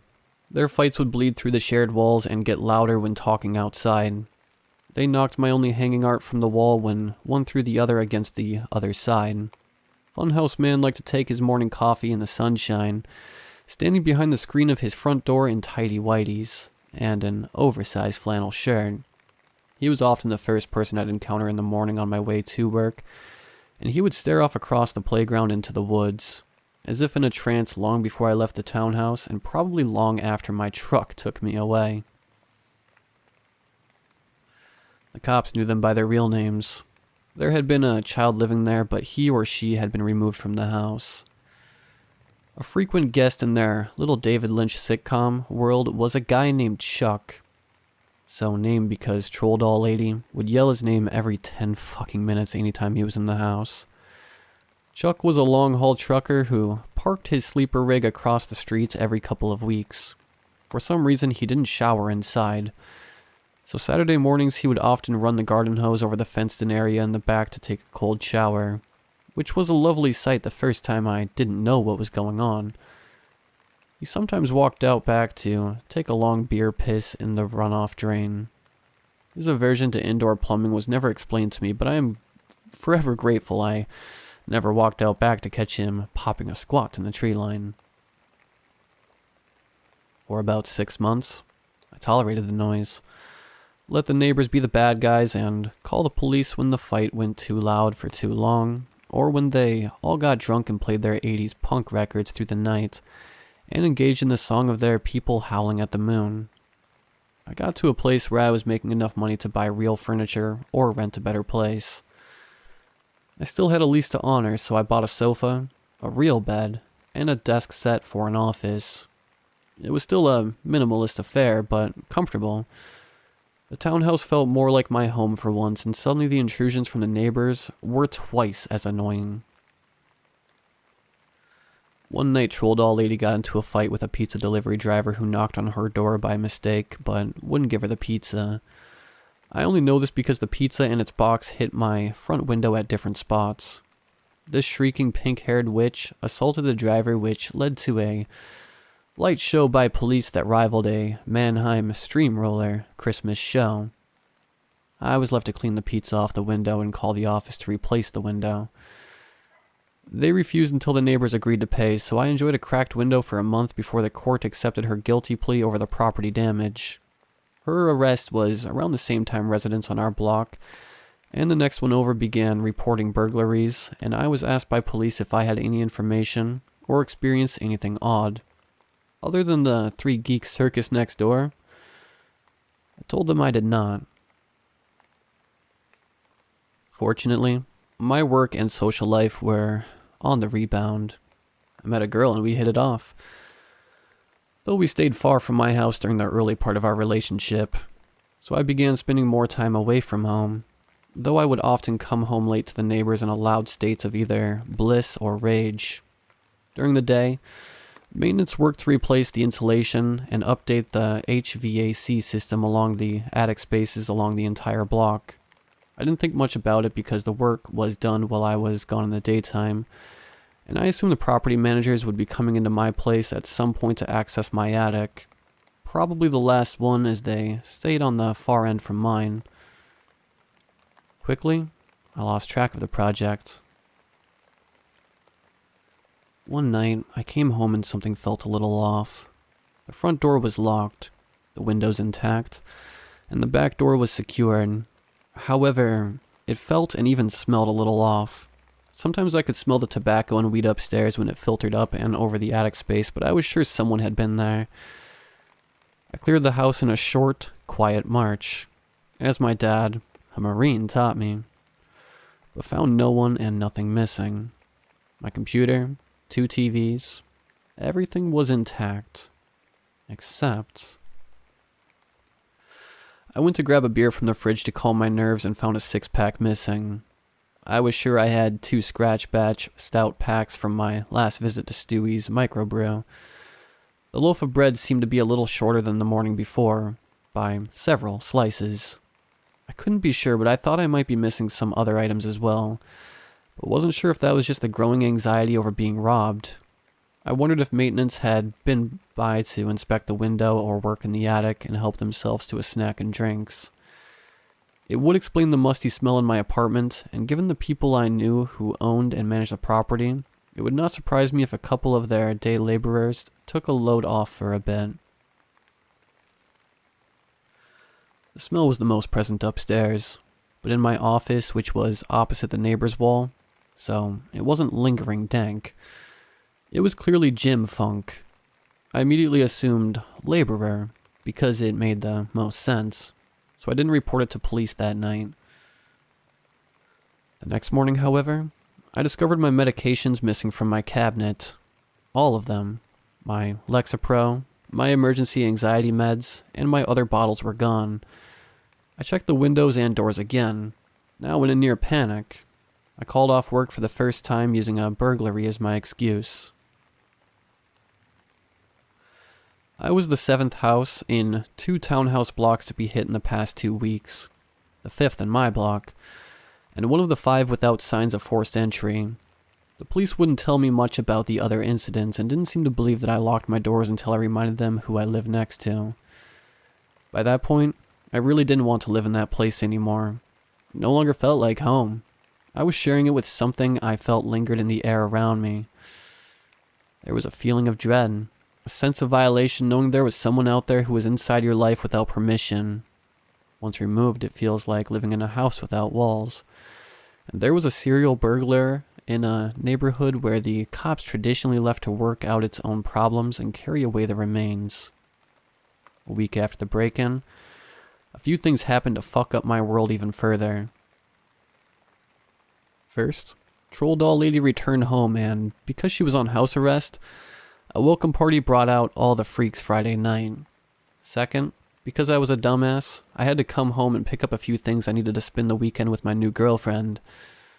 As she was already in the truck and we were to be on the highway out of town, so there was no other choice but to bring her home with me. The lot, including my spaces, was filled with what looked like gridlock and a demolition derby, so I had to park a good distance away. Third, she insisted on seeing the inside of my townhouse and take a pee before hitting the road, so I had to introduce her to the freak show next door before even setting foot inside. Fourth, on the way up the walk to the front door, we encountered Funhouse Man in the open doorway, gatekeeper to the drunk dumbassery inside. He was wearing his morning apparel, briefs and a long shirt except with a can of Red Dog instead of coffee in his hand. Fifth, Funhouse Man looked at us coming up the walk and spoke to me for the first time in 7 months. "You tapped at?" I think he said, his wet mouth spitting the words and his dead eyes scoping my girl. I shifted to put myself between them on the walk as we closed in on the door and fished my keys out of my pants. Funhouse Man panicked, letting out a squeal before diving inside and slamming the door. The party went silent instantly. Sixth, my girl was unnerved by this and lost all her thrill over being with me in that place. She walked inside my home and registered her immediate disapproval. She didn't even want to pee there. I remember making some excuses, saying it's a temporary thing and the first step to better living, etc. But it was the beginning of the end for us, like she caught me cheating with Troll Doll Lady. Seventh, I didn't realize the party had spilled out into the front lawn and in front of my townhouse until I opened the door to see Chuck, the trucker, standing under my porch lamp looking drunk, stupid, and angry. He was joined by a few strangers who looked equal parts the same condition, and also like I had just fired the lot of them from the sideshow. I stopped inside the screen door trying to think of anything to say, clever or otherwise. Chuck the trucker started the conversation. "You go at Kenny?" "What?" "Shit for brains. I asked if you went after Kenny in his own home." Nothing like that happened, but I knew immediately that my reality was not shared by those gathered in front of my own home. No, he said something. I got closer to hear. He squealed like a little girl and ran inside. End of story. I was okay at the end of the first 2 sentences, but my anger got the best of me by the start of the third, and it did little to calm the group, of which had swollen to about a dozen people looking for blood or things to break. Chuck was not convinced by my answer and took a step forward to open my screen door. He put a hand on the knob and stopped. "You step out here, or I come in there." "Go take a shit in a tree, asshole. You're not coming in here, and I'm not bleeding over that weirdo friend of yours. You can go beat each other like you normally." Eighth, The word stopped there because Chuck had punched a hole in my screen and tried to get to my face. I fell back and accidentally tackled my now firmly ex-girlfriend. Fortunately, I didn't have much in the way of furniture to break on the way down. The only thing going for me at that moment was the miraculous arrival of police drawn by the parking fiasco and the noise. My face was broken. My newest ex had a bloody nose and a sprained shoulder, and I was out a good $400 in deposits for a weekend that would never happen. In short order, a few important things happened. Chuck went to jail and the charges against him would become the least of his problems. The party turned into story time where partygoers spun the best yarn about how I insulted, assaulted, beat, or did other things to Kenny, the funhouse man. I was questioned about the encounter by police and spent time with an EMT who I totally failed to impress enough to get her number. I was let go as several of the partygoers were arrested for either public drunkenness, disorderly conduct, or outstanding warrants. I'm sure this warmed me to the neighbors and their friends. A weekend companion was rescued from it all by a friend who drove her out of my life forever. You would think 8 things in short order would be enough. I had to continue living next to these fuck-ups for at least 4 more months, and I was going to spend those months terrified by what they might do to my property while I was working at the burglars coming back. However, 9th, I woke the next morning to the neighbors cleaning up from the party. Glass and aluminum, plastic, and cardboard packed 2 full-size bins. Credit where it's due. The fuckers recycled. From my what-the-fuck position in my bedroom window, I noticed 2 of the bottles stood out from the Keystone, Red Dog, and Milwaukee labels. They were a scratch batch labels from my 6-pack. Now there was a chance that they were brought to the party by a guest with better taste in beer than friends, but that was too much of a coincidence. My brain presented a question I could not answer. Where is the attic access in this townhouse? I just assumed there was one somewhere, but never actually looked or came across it. So how did maintenance get into it? Well, totally unrelated to the beer bottle on a conscious level, my paranoia and cynical nature collaborated on a series of connections. As I looked around the house for a drop that I had missed for months, my brain worked in its weird way to line up facts in such a way that would sound insane if I wrote it all out. I went upstairs. My office was where the funk smell had been most pungent. I looked around again and decided to check the closet. I didn't check it before because there was nothing in it. On the carpet, I noticed a light dusting of drywall and paint flecks. I assumed it was rubbing from the sliding door against the wall, but it concentrated at the side by the wall and not equally along the track. The closet only had hanging shelves on the interior side. Looking up, I expected to see an attic access port, but found a jagged square craved into the drywall ceiling.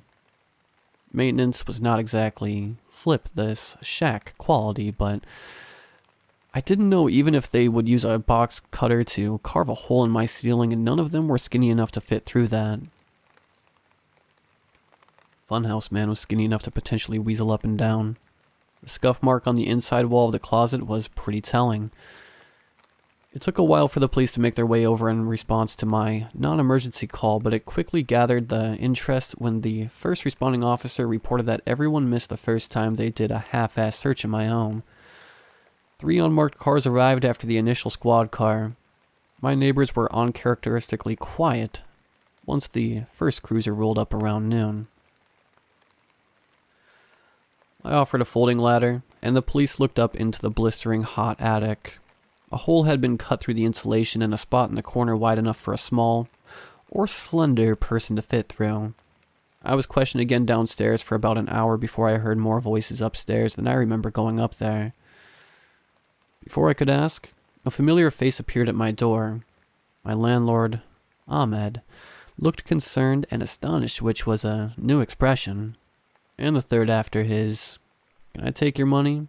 and his general resting, "fuck off" face. "What happened?" he asked. "What is going on?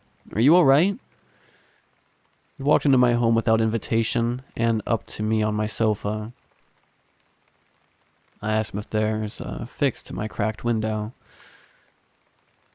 Everything else happened without my direct involvement. I remained a guest in my own home for most of the day as police took photos and marched up and down my stairs. I learned that my assumption about the attic work was wrong, that workers had to access specific units to get around the firewalls between them. In fact, there were holes in the firewall that allowed workers to enter the roof in one unit and run the entire length of the building. It was a measure that saved time and footsteps, but was a violation of several laws and codes, meaning that Ahmed's life was about to become much more complicated and expensive. These gaps in the firewalls also allowed someone to drill a hole in their own ceiling and run the length of 11 other homes, walking on the same boards laid by the property owners that muffled their presence. Every single unit in that block had a hole similar to the one in my ceiling.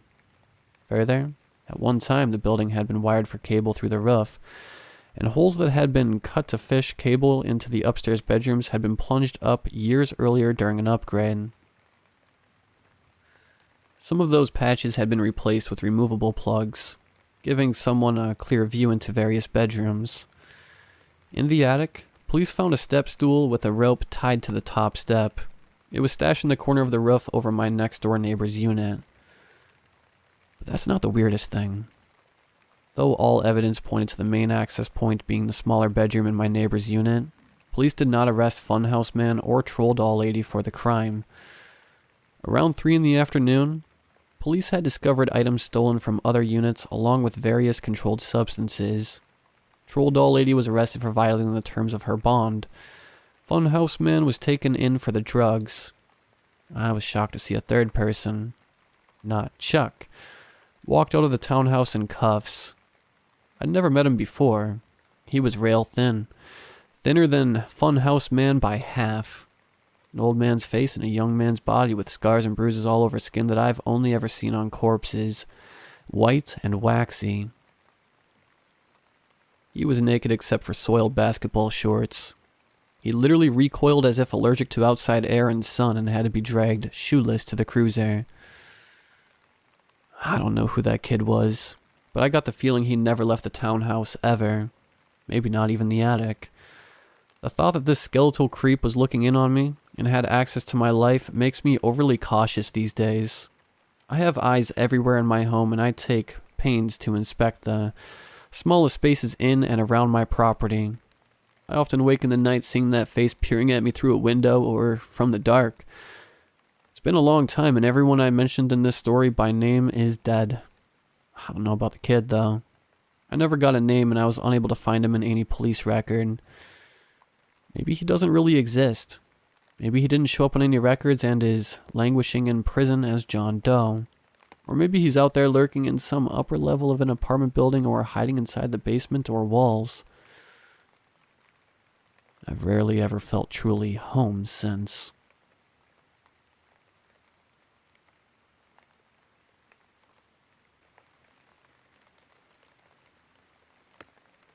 When I was 19, I was a Marine and had stupidly used my military perks to get a home loan and bought my first house. I moved a barracks room worth of stuff into this place that seemed to me like a palace. Of course, I went out and bought some bar stools, a futon to sleep on until I got a bed, and some used coffee tables for my TV. I also had my dog with me. I was unpacking my meager belongings in the living room when I noticed a car had pulled into my driveway and blocked me in. I walked out and there stood a man offering to sell me a home security system. The man was dressed in khakis and a polo with a name tag that I can't recall, and the car didn't have a logo on it. It should have been a red flag for me, but I figured that some people on the job didn't drive company vehicles. He gave me his card. I don't even remember the company he told me he was with, to be honest. Cue the friendly salesman, giving me his pitch about needing a system and all of the perks that would come with being able to watch the exterior of my house at any time. As a low-ranking military member, I knew I couldn't afford yet another thing, so my mind was working to try to get this man to go away.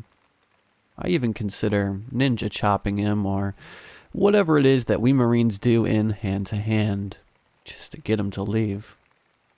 But I'm sort of a passive person. I'm too Nice. No, let's call it polite. I won't be rude to someone doing their job. I've been in customer service. I can relate. I tried politely declining his offer after he had tried to show me some stuff on his iPad, but you know how persistent these type can be. I'll admit to my own stupidity when answering his questions, like giving out too much information. Do you live alone? No, I live here with my wife and our 3 large dogs. At least I added in the large part. Her and her dogs hadn't actually moved in yet, and hers were just fat, though they were more vicious than my own good boy. But 2 women living together probably seemed like easier targets. I also mentioned being a Marine when he asked. He had seemed a bit shocked, but wouldn't be deterred. What kind of security system do you have? My dogs and me. Not the best answer I could have given. I wasn't exactly intimidating. I mean, I would be terrifying if I had a gun or something. I've been using them all my life and I've never missed a target, alive or inanimate. If you would invite me in, I can show you the best places to set up cameras. He mentioned more than a few times. Each time made me more and more creeped out, thinking that he was wanting to potentially rob me. Not that there was much to take. Despite being a sexual assault victim, all I could consider was a possible burglary, and made sure we stayed away from my house while we talked. We were outside for about 15 minutes total, me spending most of that time trying to politely get away from him and retreat inside. I wound up at my wit's end with social niceties and just walked away, leaving him standing alone in my front yard. I walked into my house and locked the door. He got into his car and left. I thought nothing more of it. After some unpacking, I couldn't do much. I had nowhere to put most of it. I ate some junk food and put together the futon. I got it all decked out with my fluffiest blankets, made sure the doors and windows were locked, and went to lay down in the living room. Looking back, I'm not sure why I didn't put it in the bedroom. They all have blinds and the rooms take a bit of getting to. Perhaps I wanted to be near an exit. For some context, my back door is a double glass pane door. At the time, I didn't have curtains on it, but I did have blinds on the kitchen window. My kitchen, living room, and dining room are all connected, but there's a wall in the living room that I strategically situated my futon against so it couldn't be seen by the back doors, or the front door window. Call me paranoid. I'd been laying down for a few hours, and at about 11, my dog got off of the futon and went to the back doors. My dog is large, and looks like a Rottweiler in coloring. He's a coonhound mix, but I guess city people don't have hunting dogs. But he's never hurt anything in his life. He'll greet strangers at the door with a tail wag and hardly barks. He stood back there for a bit and whined a few times. I ignored him. It was probably a squirrel. But then he started growling, a sound that I'll never forget. It sent terror straight through me as I sat alone in the dark. I'd only ever felt that fear once, when a mountain lion screamed and I realized I was powerless against nature. But that's a story for a different thread. The point is, these sounds are designed to scare you, and it petrified me. I was frozen and wanted to wimp out, to hide, to call the cops, but I realized if someone was out there, they'd for sure see my phone lights and know where I was. So while my dog stayed stationed at the back door, I talked myself up just enough to move off the couch and investigate, still scared out of my mind. I slunk to the kitchen and grabbed a kitchen knife, one of the only utensils I had. Thanks, Ma. And crept to the kitchen window. I was squatted amongst the cabinets so that I couldn't be seen from any windows, bouncing a little, trying to gear up to peel back the blinds. My brain was telling me irrational things, horror stories that I had read come to life. To be real, I was ready to bitch out. I'm not a brave person, I was in communications for shit's sake.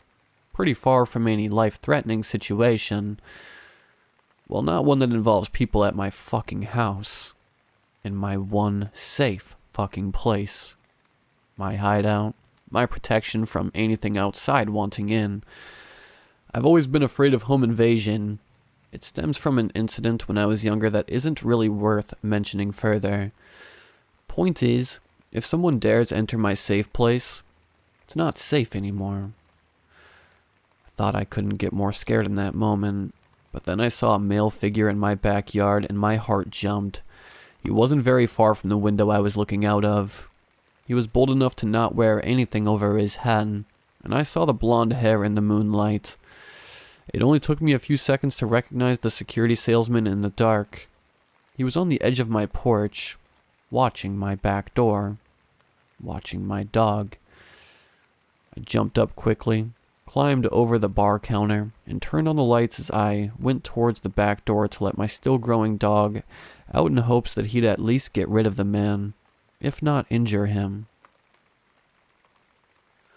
No dice. As soon as the lights came on, he had just enough time to go jump the low part of the fence to safety before my dog even got off the porch. I didn't sleep that night. My dog sat on the futon with me, calm as could be, having done his job. The next morning I filed a police report, but I couldn't tell them his name or what company he was with, having lost the card he gave me. They sent some patrols through the area and I found out that all legit salesmen should have an ID upon request. That night I had 2 friends stay with me, ready for him to come back to either A, try to rob me or commit more nefarious acts, or B, try to scare me into home security. He didn't come back, and I haven't seen him since. My dog hasn't growled like that since either, but I'm terrified for the next time I hear it.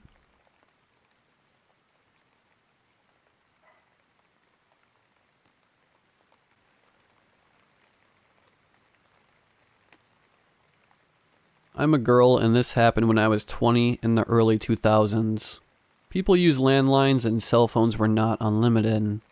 This happened in a town about an hour away from Sacramento. My friend was house sitting for a family that her family was friends with from church. She was to house sit in the country just outside of town for a week. They had animals like cats, rabbits, a donkey, and a horse. The family also had dogs, but the family took the dogs with them. My friend was in charge of feeding the animals and watching the place. She didn't have to get the mail daily, because they had this metal lockbox style mailbox down their long driveway. They didn't have any neighbors for miles, just fields of alfalfa, cattle, and corn. So I guess the lockbox was for safety.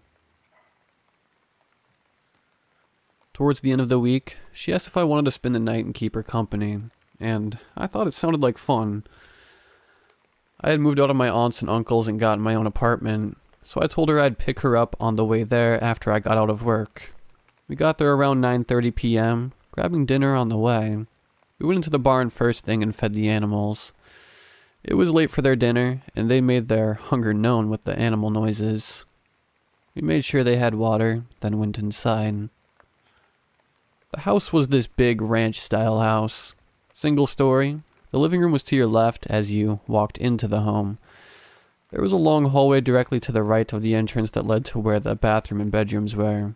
Straight ahead was a dining area, and to the left of that was the kitchen area and patio door. They did not have an open floor plan. In the kitchen, on the opposite side from the dining area, was a long hall that had several doors. My friend explained that the wife ran a daycare center out of the house. These rooms were play areas for the kids she took care of. We didn't bother going over there because we had no interest. We watched some TV, ate our leftovers, and talked about people we knew. As it got later, she turned on the house alarm and said she didn't like sleeping in other people's beds. So she had been sleeping on the couch, then offered it to me. She would sleep on one of the 2 huge recliners that reclined so far back it was almost flat. Chairs were really comfortable, so I just said I'd take the chair. I went and laid back in a chair with my blanket. We turned off the TV, and were talking for maybe 20 minutes in the dark when the motion sensor floodlights started shining through the window, lighting up the room. Now, I really have no idea why people in the country think it's okay not to have curtains or blinds, because to me that's insane.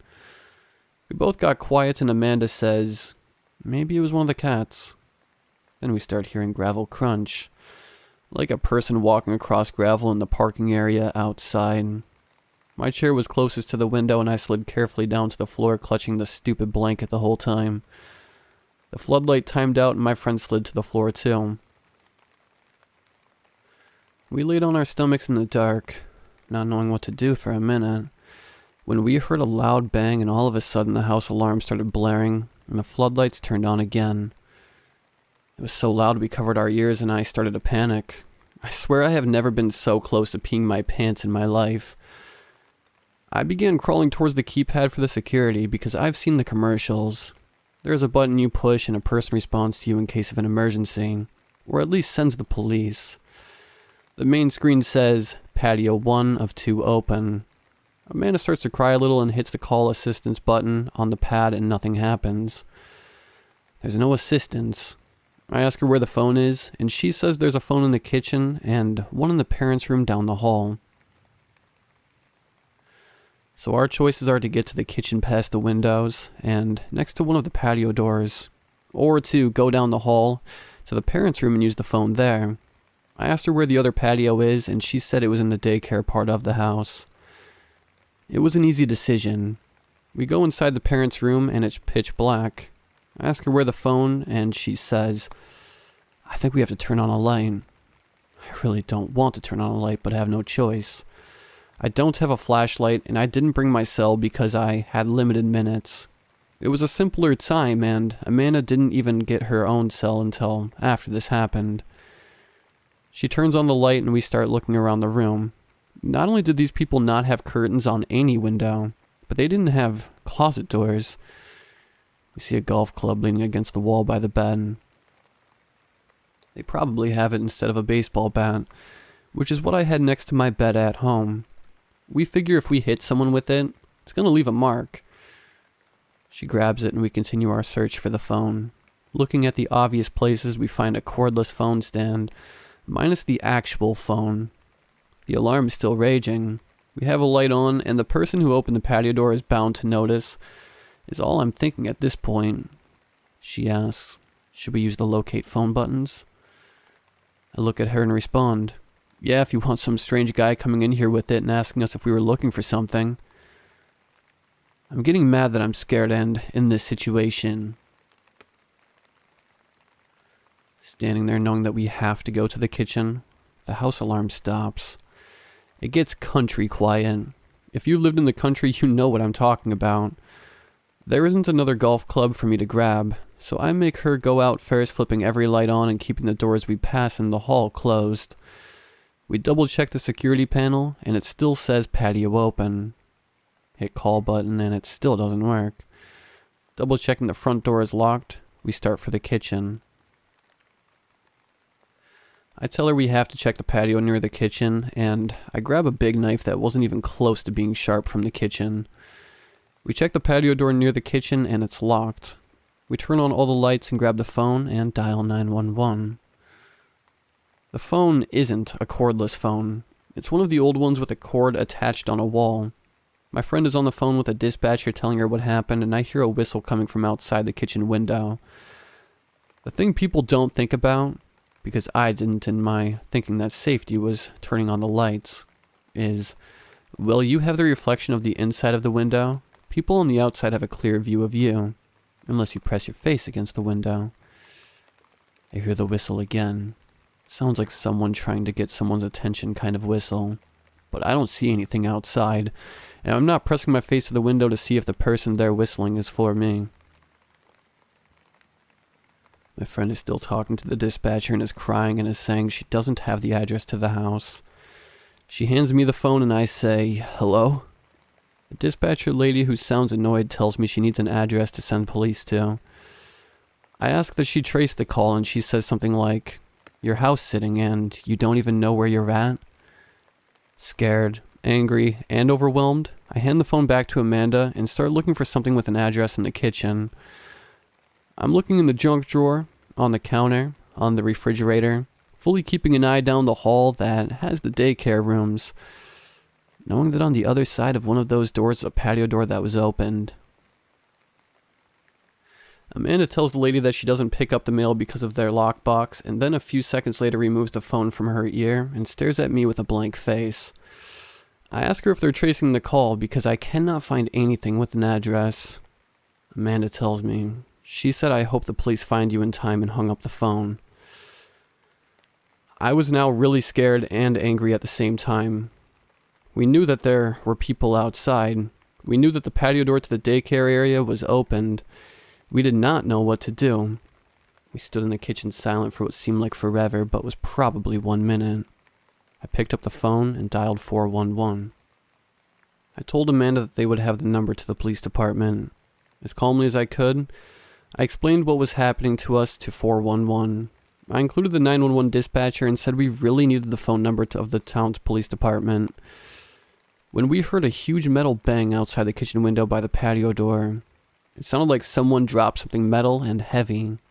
Amanda started crying, and I couldn't hold in my fear anymore and started crying too. The 411 operator said they were connecting us and would stay on the line with us after getting pissed at the 911 dispatcher on our behalf. A police officer answered the phone, and the 411 operator started explaining what was happening to the police. They were asked to disconnect once we had an established connection. The police asked a few questions, and we heard the whistle again outside, and floodlights all around the house turned on again. I was too scared to look outside, and we had never turned on the patio light, because we had to walk past the patio window to get to the switch. We told the policeman on the phone about the whistle, and he said that there should be several policemen showing up shortly and stay on the phone. We were just outside the town limits and knew it might take a few minutes. Having an officer on the phone made me feel a little better, but I was still really scared. He told us that the police arrived and were coming up the drive. The policeman said to put down the phone and open the door, so I did. What I saw was a police pickup truck with spotlights flashing into the pastures that ran along both sides of the drive. 2 officers, not with handguns but with shotguns, walking slowly beside the truck as it came up the long drive. 4 officers approached the house asking us our names. One went to the phone and said they were here and hung up the phone. They ordered us to stay in the dining room and began searching the house and property. One by one they returned. The last one came back in through the patio door by the kitchen. He said he searched the barn and the horse scared him, and the horse also looked spook. He asked what other animals were in the barn. They told us they didn't find anyone and that the daycare patio was not locked. There was, however, a broom handle in the track to prevent it from being opened too far. I looked at the patio door that the officer entered in and saw that there was not a broom handle, and that one then felt dumb because he just walked through it. They lectured Amanda about not knowing the address of the house she was supposed to be responsible for, and other stuff I don't remember. After finishing statements, they said they'd stick around and look more, and if we wanted to leave, we could. They could lock the bottom lock, but not activate the alarm. And we were cool with that. We were out of there so fast. We got into my car and went to her mom's. So mentally exhausted, we fell asleep, and I went to my office job the next morning. She said she really didn't want to go back to the house, but she had to feed the animals their breakfast. Her mom told her to take her sister, and she did. That afternoon, she called me at work. She was really nervous and began telling me that when they went into the house, there was footprints and poop on the carpet. I said it was probably the cop that checked the barn. She said that she didn't know or pay attention. Also, she said that when they went into the barn to feed and water the animals in the morning, someone had tied all the rabbit legs together in their hutches. They had 10 rabbits the kids used for 4-H.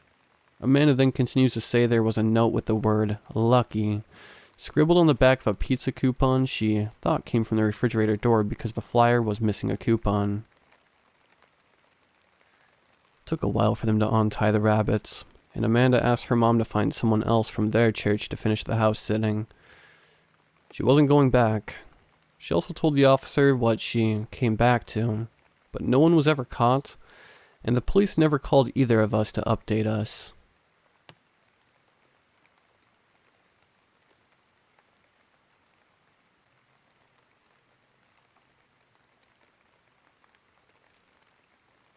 When I was about 9 years old, female by the way, my family used to live in a remote area on the outskirts of town. Considering the location of the suburb, that area was surrounded by warehouses and such. At the time, my family did not have a phone in the house and neither did our neighbors. There were no cell phones back then, or they were a luxury and not everyone could afford one. This took place in the end of the 90s. So, if I needed to call my mom while she was at work, I had to either go to my dad's work or a company next to his, which was closer to make a phone call. My dad's work was a relatively short walk from our house, probably 30 minutes or less. My dad was working at a huge unloading dock for metallurgical/natural resources shipments. In order to get to my dad's work, I had to walk past another adjacent company just like the one where my dad was working. I will call it Docks 2. My dad's work, as well as Docks 2, had a sort of watchtower. It's just a cabin mounted at the top of a tall platform, and you need to go up a decent amount of stairs to get to the top. There was always a guard inside overseeing the whole yard from the top, during the day and night to make sure no one is in danger, and that there's no break-ins. The phones were located only on-site watchtowers at the time. Docks 2 were much closer to our house, about a 10 minutes walk. One day, as I've done many times before, I went to the Docks 2 to make a call. I climbed the stairs, knocked on the door, and was welcomed in by a guard I used to see quite often and knew well. However, that day he wasn't alone. New guy, 28 at the time, was there. Apparently he was a new employee hired to work shifts. He was this very tanned white guy, always wearing military-style outfits. I was just an average-looking child looking exactly my age.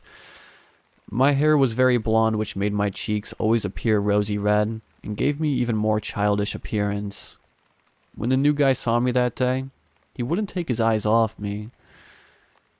As soon as I was about to finish my call with my mom, it's just one room so everyone can hear my conversation with her, the new guy went outside to smoke. When I came out, he smiled at me and asked me what my name is and whether I came there often to make calls. I don't remember what I said, but I felt very shy because he was just staring deeply into my eyes. I will call him the Creep.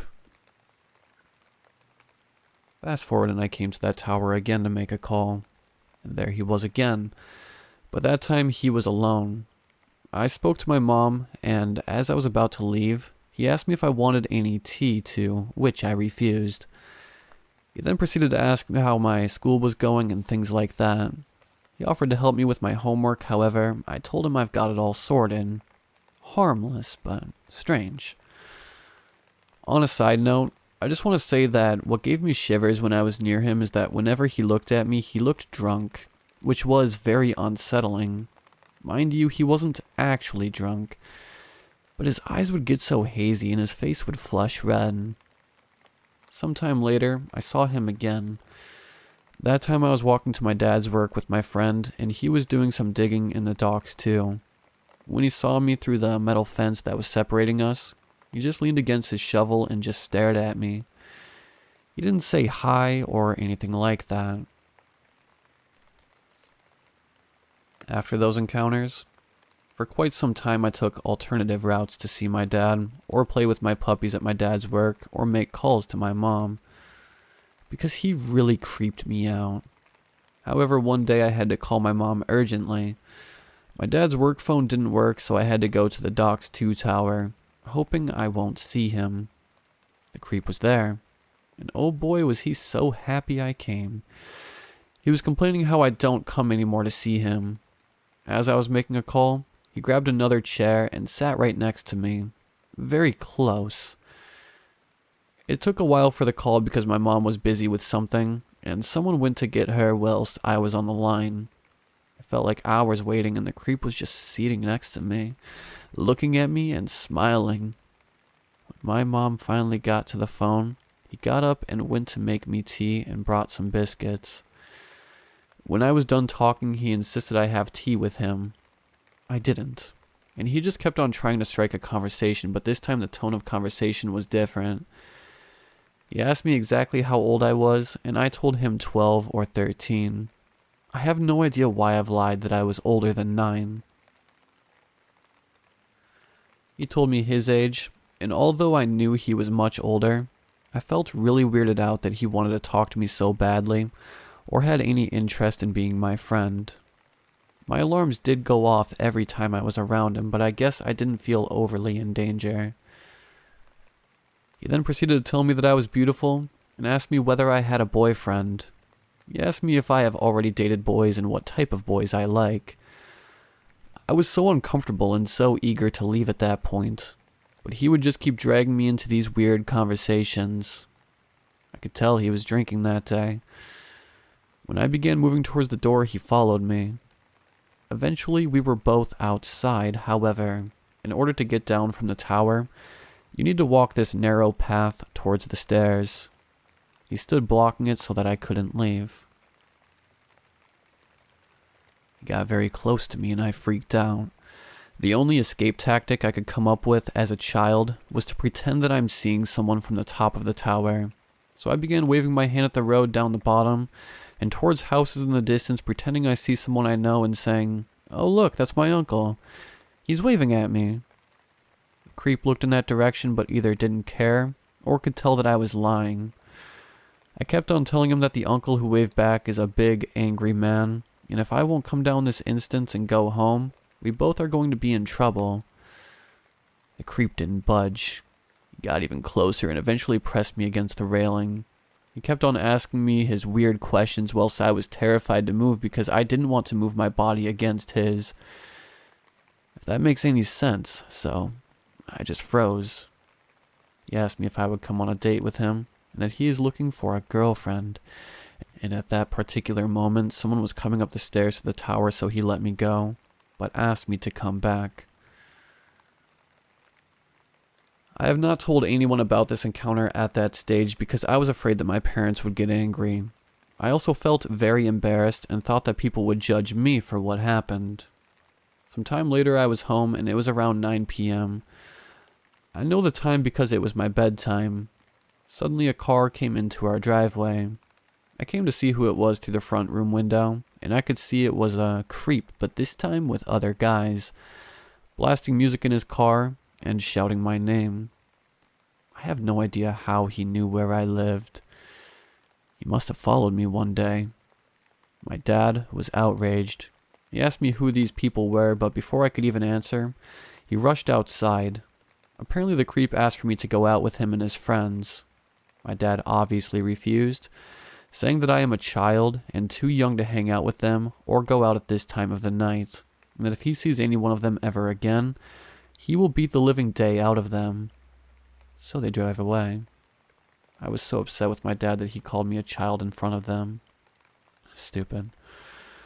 I think because we lived so far away from everything, I was really keen to make friends as there were no kids around and such. For a while after that, I hadn't seen the creep or heard of him. Significant time later, I was walking to my dad's work again and I've completely forgotten about the creep. He was working in the docks too with his friends. Maybe those that came with him that night in the car, or maybe they were just his coworkers. I got scared when I saw him and even thought he shouted hi. I pretended not to know him. He said something to his friends and I remember so clearly how one of his friends exclaimed loudly, "Her?" I guess he told them about me, or his interest in me, but no one expected me to be a child. I looked at the guy that exclaimed. He was staring at me in utter disbelief. He must have been 20 to 25 or so, I think, and the creep was saying something to him. His friend screamed at him, "Have you lost your mind?" Clearly the creep didn't see me as a child like everyone else did. Fast forward again. maybe half a year later. One day I was home alone in the evening waiting for my parents to come back from work. We lived in a very safe community, so sometimes I'd be home myself for a little bit after school till my parents got home. I was playing a game whereby I was a singer. I had this stage created in the living room, and I was performing in front of chairs pretending chairs were my live audience. It was pitch black outside. At some point during my performance, I see someone staring at me through the living room window. That person must have been crouching down as only the top of the face could be seen from the bottom. As soon as that person realized I saw them, they run away. I was so embarrassed that someone saw me performing, scared and shocked at the same time that I was literally glued to the floor. I don't know whether that was him. Our dog didn't react at all. Maybe because music was playing very loud. I was scared to go outside the house to check, but peered through the window. However, no one was there. That person had to climb over a wooden fence to get to our living room window. I told my parents about it. I've also asked my friend whether it was him who came around, but he said it wasn't him. I don't know if my friend felt shy to admit he was watching me or whether it was the creep. To finish this up, one day I went to the docks too with my dad, as my dad needed something from there for work. I saw the old guard that I knew well and asked about the creep and was told that he doesn't work there anymore. I don't know what happened to him. I never told my parents about what happened.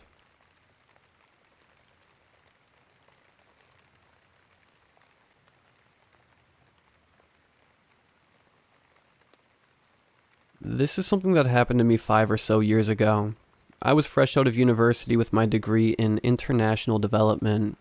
I wanted to help underserved communities, develop meaningful projects, and see more of the world. I was young. I was naive, eager to get started. I took one of the first jobs that offered me a position. It wasn't something I necessarily wanted to do, but it was adjacent to my interests and, more importantly, took me to a place I'd never been before. I loved everything when I arrived.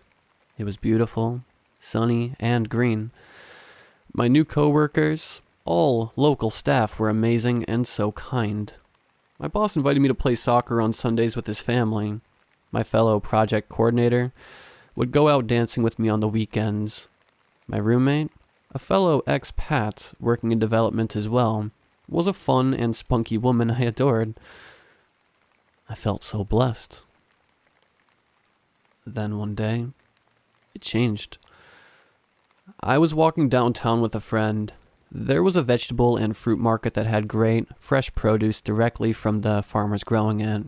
It was about a 20-minute bus ride from my apartment, so not close, but not incredibly far either. My friend and I loaded up and began walking over to a quiet corner to call a cab to help us haul our goods back. Then I heard it. Hey, miss. Insert my exact address here. It took me a second to realize he was shouting my address. I turned around to see a man hanging out of his car, slowly crawling along the road with us.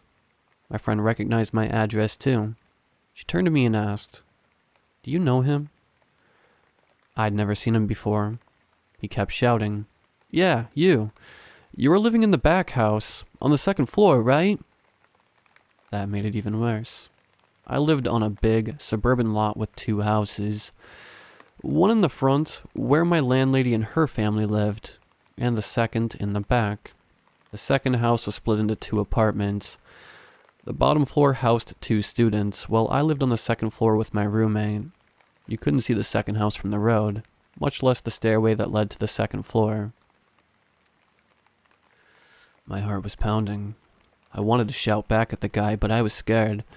I was a 22-year-old woman living in a foreign country, and I didn't want to draw attention. I didn't know how people would react. I didn't know how he would react. So we walked. My friend tried to comfort me, saying that maybe he knew my landlady's family. I was probably the only redhead in the whole country. He could be a neighbor I hadn't met.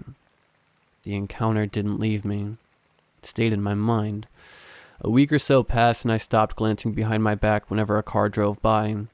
I started to feel secure. Then he showed up again. I was walking home from work. It was getting dark. My office was a 15 to 20 minute stroll from my apartment, perfect as a quick way to stretch my legs. I was halfway home when I felt someone watching me. Then, the slow crawl of a car sliding up beside me. I knew it was him without looking. "Miss," insert my address here again, he said, leaning out of his window, one hand on the wheel. "Why you shy?" I ignored him and kept walking.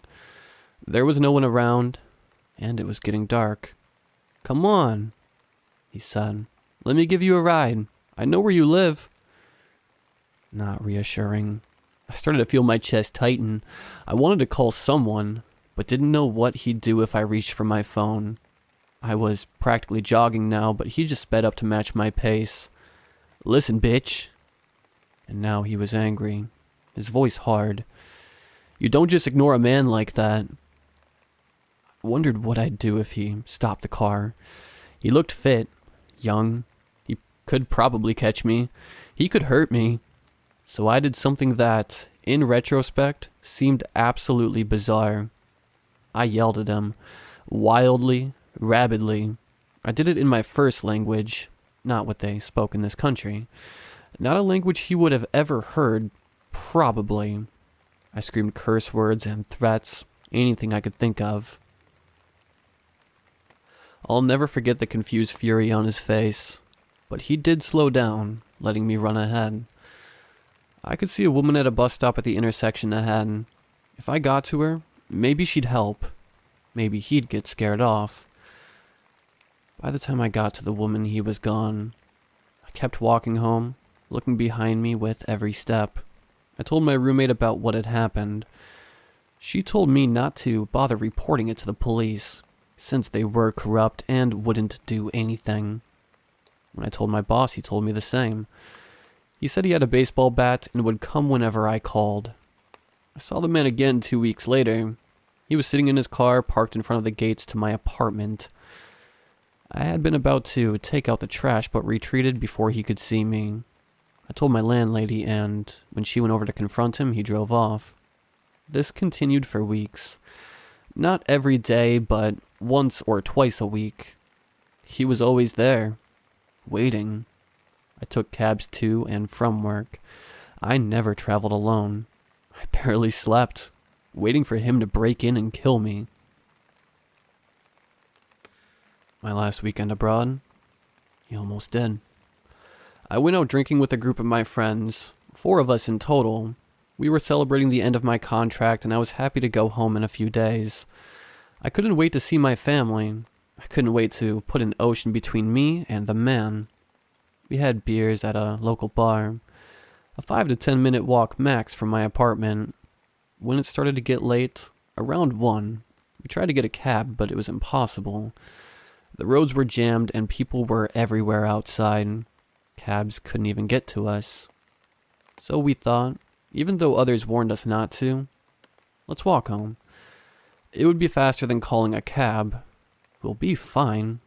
We're a group of 4. No one will hassle us. We got halfway there when we had to cross a main road. There were no streetlights. Not that kind of place. The road was absolutely empty, not a single car in sight.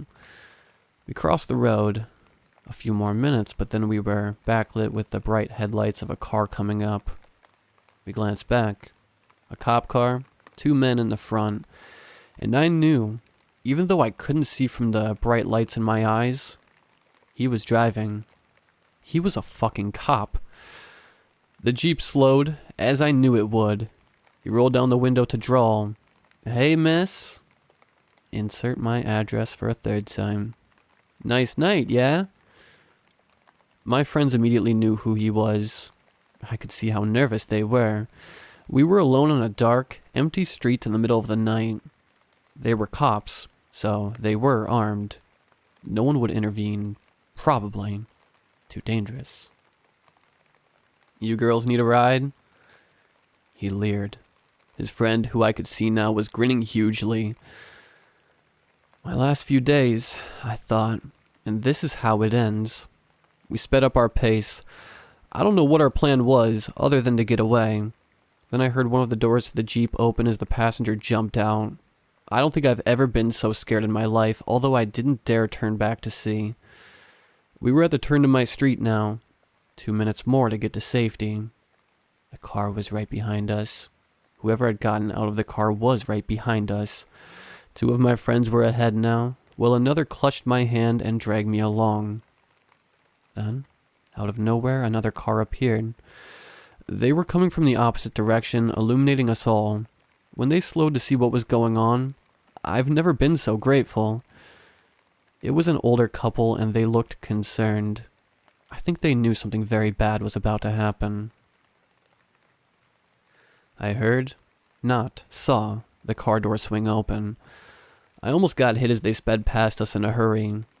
The other car stayed, watching. They offered to escort us home, driving alongside just in case. But I knew he wouldn't come back. Not tonight. I still took a cab with my friends to their place for the night. We took my roommate with us just in case. Nothing happened after that. My last 2 days were uneventful, although I couldn't shake the feeling that he might show up at any given moment. Driving to the airport, all packed up and ready to go home, my cab got pulled over by a cop. My stomach dropped. I couldn't breathe. It wasn't him, although it could have been. It wasn't until I got on the plane, until I landed in my home country, that I finally felt a terror leave me. I still get nervous when cars drive up behind me, when men roll down their windows to shout at me. It's never him, but still, you never know.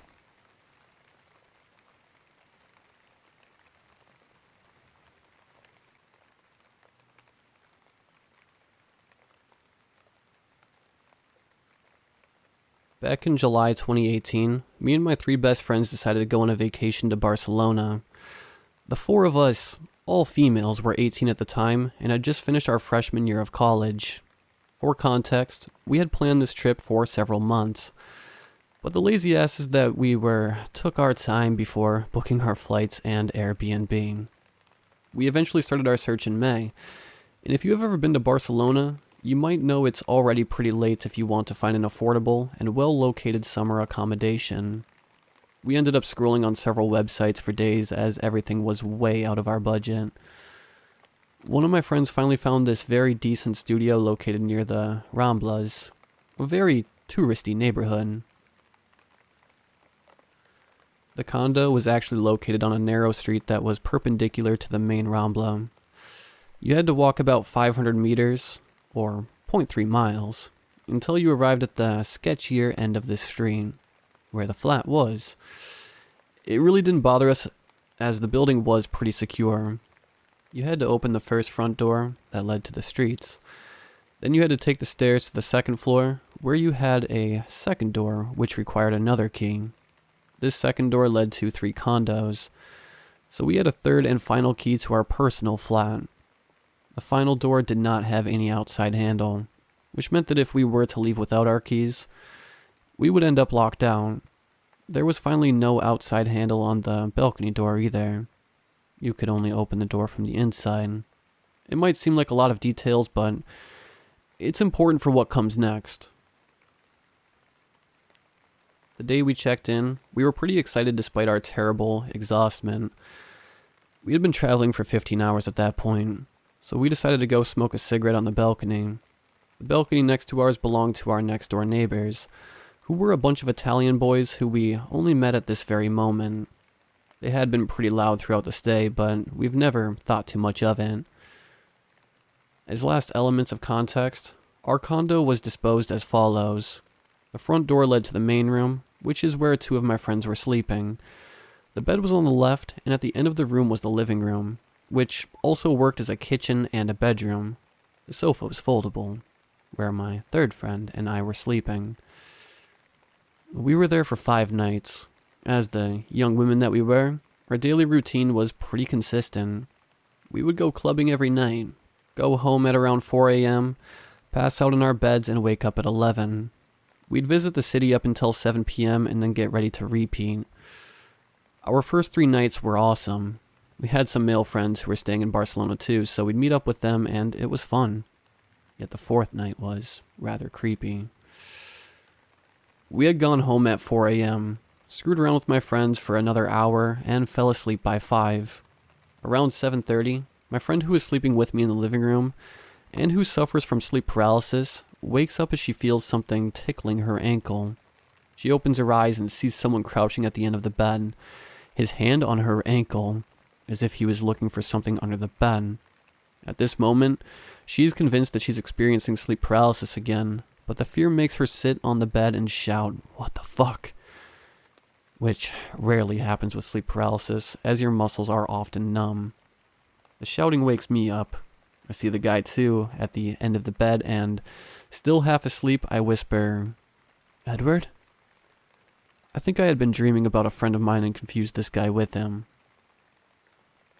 The guy gets scared, suddenly gets up, stares at us, and then tiptoes away saying, "Oops, oops, oops."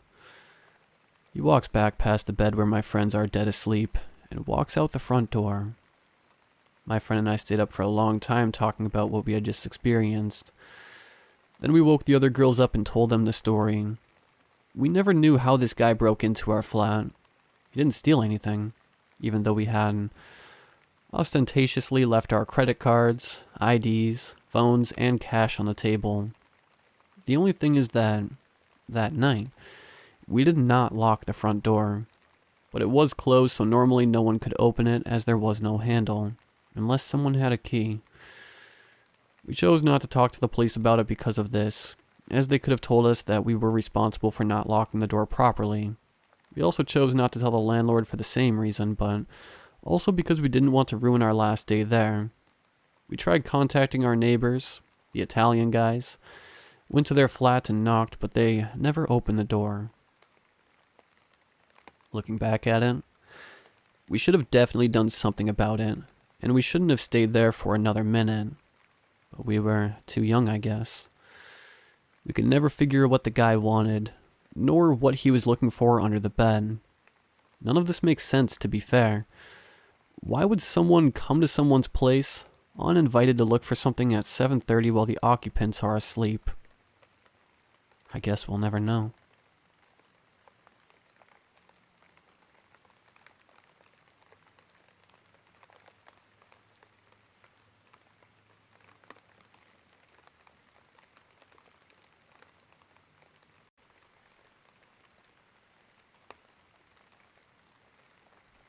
Bear with me, as I am not a storyteller. I will try to paint you a picture of the nightmare that unfolded. The story begins in the summer of 2015. I had been placed on a bed rest order and was awaiting surgery. Being unable to work, I googled options to make money from the comfort of my own bed. The easiest option was webcam service. I will admit, I should have done more research and protected myself better. I did not have the tools, nor understanding that the internet could be a very dark place. It started off simple enough. I had a desirable look, and before the days of OnlyFans, camming could be lucrative. Payment could be received through the website, or you could add a link to your Amazon wish list with the option of your private information withheld. I had made sure to the best of my ability to keep any information about myself protected. I used a fake name. I wore wigs and hair extensions. I used colored contacts. I made sure none of my surroundings had any personal indicators of my location. I changed my birthday and year on my profile. After a few days, my chat room had anywhere from 100 to 500 viewers with regular private chat customers and subscribers. After a few more days of exploring my surroundings and cruising the website, I learned that you could search for webcams in your stay. Uncomfortable to think that someone I know could possibly stumble upon my cam. My mother and the family member I lived with at the time were aware of my internet business. After working the site for a month, and my surgery date fast approaching, I changed my personal info. availability, and added comfort items to my wish list, and placed a repeating banner in my chat room to refer to my Amazon list for wants and needs. A week before my procedure, around 1 a.m., I was sitting in bed. The lights on in my bedroom, and being on the second floor, I felt comfortable to keep my blinds and windows open for a nice summer breeze. I lived on a 60-mile-per-hour country road, a few acres between each house and a long driveway. Traffic would fly by, much too fast to get a clear look into my bedroom that directly faced the road. When I saw the car slowing down in front of my house, I thought it was someone looking for a house number on the mailbox. I watched the car creep by. I could see their taillights slowly moving through the tree line at the end of my driveway. And when I saw brake lights, something clicked. As the car started to slowly reverse back towards my house, I became more aware of my situation. My entire room, including myself, was fully illuminated and visible from the road. The rest of my house was completely dark. The car idled in the road at the end of my driveway for close to 5 minutes. Headlights on, moving forward then reverse every few minutes after that. I turned off the lights and sat in front of the window and watched for 20 minutes in silence until they left. 2 days before my procedure, my partner and I decided to go out for my last meal. Dinner ran late and I arrived home around 10 p.m. to change clothes before heading over to my partner's for an overnight. I lived with an older adult female family member. We chatted for a few minutes and I left in my partner's car within the hour. When I returned the following morning at 6 a.m., the door was deadbolt locked. I was surprised because we never double locked while I was sick in case of an emergency. After waking up the family member and being let in, she immediately asked where my keys were. Confused because I had my keys in hand, I asked what she meant. She told me around 1 a.m. she was woken by a loud slam on the glass storm door of our front door. She slept in the downstairs sunroom in the back side of the house. She said she waited a few minutes with her phone in hand to see if I would call to be let in, as she assumed I forgot my keys. After a few minutes of silence, she checked and saw no one outside. Checked the front door was locked, and then deadbolted it. Things were quiet for the next few days.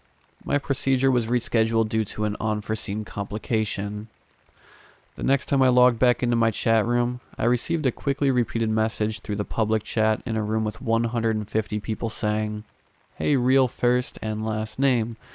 Your Amazon wish list has your address listed publicly." Even with 2 additional chat room moderators with the ability to delete chat comments, block, ban, and report accounts simultaneously, the damage had already been seen and done. I opened Amazon immediately and deleted the entire account. I froze my cam account. I notified my family member I lived with about what happened and told her that those 2 weird instances of creeps in the night could be very real threats. We were both aware. 2 weeks later, my family member went out of state for a week's vacation, and I prepared for my surgery now a few days away. I left the house around 2 p.m. with plans to return a few hours later. I shut off all the lights and wrangled my toddler child out of the house. When we returned around 8:45 p.m., the first thing I noticed while pulling into my driveway was one of the lights was on in the center of the downstairs. I remember thinking that's weird because I distinctly turned that light off before I left. I tried to rationalize toddler fingers are tricky, and they could have flicked it back on without me noticing. We walk in, front doors are still locked. Go straight into downstairs bathroom/laundry area, strip down and toss our clothes into the washer. Go straight upstairs into my room. I throw a t-shirt and undies on, then to my son's room to grab him clean undies. We go back downstairs, and as I'm turning on the kitchen lights, I see it.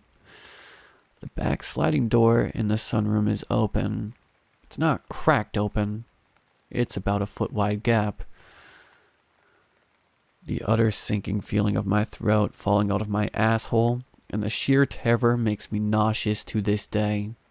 In a split second, I scooped my child up and went out the front door so quietly and quickly, I'm still amazed and ran to my car with my cell phone in one hand and child in the other, only to realize I had left my only set of car keys in the house. In an area with little to no cell service, I called 911, told them there was someone in my home and I was alone with child in my car and my keys were inside. I then called my mother, who was 25 minutes away, and then called my ex, who was 7 minutes away, and he flew over with his friend. My mother arrived and the police arrived 45 minutes after the call was placed. It was terrifying waiting in my car with my child with no protection, my keys inside and the complete darkness surrounding us. It was embarrassing when the police showed up and I was in underwear and a tiny white tee, braless and barefoot. The police searched the house 2 times over. They noticed the back door of the garage was broken. The garage door to the inside of the house was still locked. The sliding glass door handle had been jiggled in such a manner that the lock mechanism slipped out because the latch itself was still in the lock position. When they arrived at the house, the sliding glass door was shut almost all the way, with a 3-inch opening. Whoever was in the house remained hidden while I changed. They may have just been hiding. They may have been watching. There is no doubt that they were still waiting for me to arrive home. I have a long driveway that they would have seen me pull in, and they heard me messing around with my toddler while getting him out of the car, walking up the walkway, and then unlocking the front door and entering. That thought alone haunts me. No electronics were missing. No jewelry or valuables either. They asked me a lot of questions. Before they left, they suggested a home alarm system and adding new locks. They told me to look out for any missing personal items, like photos or clothing items. The layout of the property is also strange. We had a small backyard that sat on top of a hill that went down to water access, and the surrounding area was wetlands. The front of the house had motion sensor lights, so when they left, they stayed on the back side or far side of the house. They would have had to know the lay of the land, or take a serious chance running into swamp or falling down a steep hill into the woods. Also, with acres of land between houses, where was their car? Or did they have someone driving or waiting down the road?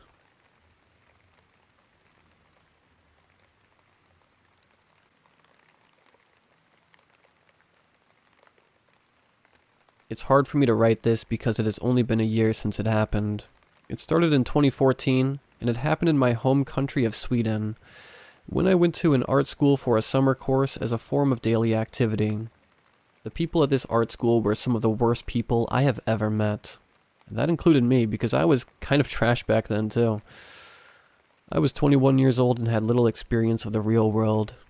I'd gone 2 extra years of school because of switching majors, and taking an extra year on my second choice, so I was literally on my first year of independence. I also have a light form of autism, and didn't receive schooling until I was 12, which made me a bit more slowly developed mentally during high school. I'm all caught up now. Basically, I was a 21-year-old with very little experience in life. The people I met at the art school were not, let's say, the highest of achievers. They were some of the meanest and most terrible people I have ever met. They treated each other, and me, awfully, as well as the teachers. But I was quite the little turd too. In fact, I feel like being around those people made me so much worse. What started the stalking was an incident involving acrylic paint. It was going to be thrown away, so some of us took some of the paint so it wouldn't go to waste, and I finally took the remaining paint. Well, it's over showed up. Her name was Anna, and this is how she introduced herself. My art teacher was pushing these big tables on a trolley through the narrow passageway of the art hall, and Anna, dressed in expensive designer clothes, stood in her way. So my art teacher, not fearing anything, screams, "Move it." Anna snaps towards her with this crazy look in her eyes and shouts, "Excuse me? Do you know who I am? I'm a famous woman." My art teacher, not impressed, responds with, "Okay, famous woman, move it." That was how we learned of Anna the famous artist. She then proceeded to have all the terrible people of my class smooge over her and treat her like a celebrity. But her real reason for being there was because of her paint. So the great hunt began. I was roped into it, and my initial plan was to just give her back her paint so she could be off. Except during the hunt, I got these terrifying red flags. She kept sniffing the paint of other people to see if any were hers. Apparently she had poured some kind of oil into the paint so she could sniff her way to where they were. During the hunt, she admitted that she had been put into treatment for the criminally insane because she had stalked a previous schoolmate that she thought had stolen paint from her. She even showed a CCTV video of her old schoolmate pulling a suitcase behind her, saying that's where she had the paint that she stole. I asked her how she got the video, and she said that her dad had connections with the local government, which had gotten the video from one of the local government cameras, which is illegal for a layman to get access to. During this time, she even showed me the court document, which he had saved as a PDF on her phone. During this time, she also admitted that had been sending messages to a famous artist in Oribro because a voice from heaven told her to do it, and that he was destined to help her with her career. Anna also thought that staring wide-eyed made her more attractive, like the kind of stare where you can't see any of the eyelids at all. So while she was saying all this, she had this crazy-eyed look on her face.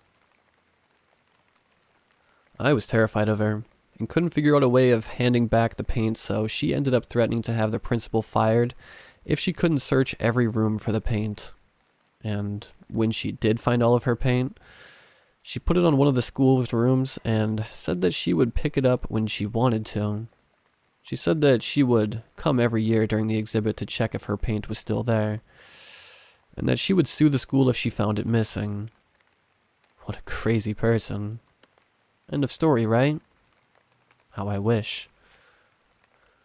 About 2 years later, I enrolled in a 1-year basic art program at the school. I had completely forgotten about this crazy person. At one point we were cleaning out the art rooms and her paint was brought up again, and it would again be thrown away. Me, not remembering that crazy, famous artist, took a nice crimson bottle for myself while others took some of the not ruined colors. Opened acrylics go bad after a while for themselves. Then as we all tried to continue with our lives, the crazy lady one day returned and started sniffing all the color. I didn't recognize her at all. I had forgotten how dangerously deranged she was. I had even forgotten that I had gotten the crimson color from her paint, so when she started interrogating me for why the paint smelled like hers, I didn't know what to say.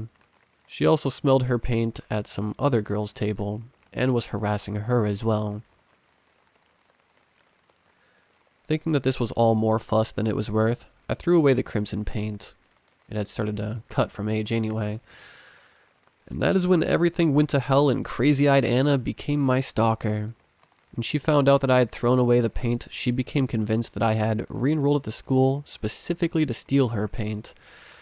She started convincing a bunch of gullible, and to be honest, low-achieving people that this was true, and I started being harassed. It started with a physical attack. I was painting alone in the evening, minding my own business, when this huge brute ran into me, tackled me to the floor, and hit and kicked me. While this was happening, crazy-eyed Anna was fake crying in the corner, but I could see on the floor how she went from fake crying into gleefully smiling as I was being kicked and hit. Another girl she had recruited picked up and smashed my phone, breaking it. As the guy stormed off and the second girl followed, I stumbled onto my feet and asked Anna why she had done this, and the answer she gave me made me realize what kind of person she was. So you will know that I can hurt you if I want.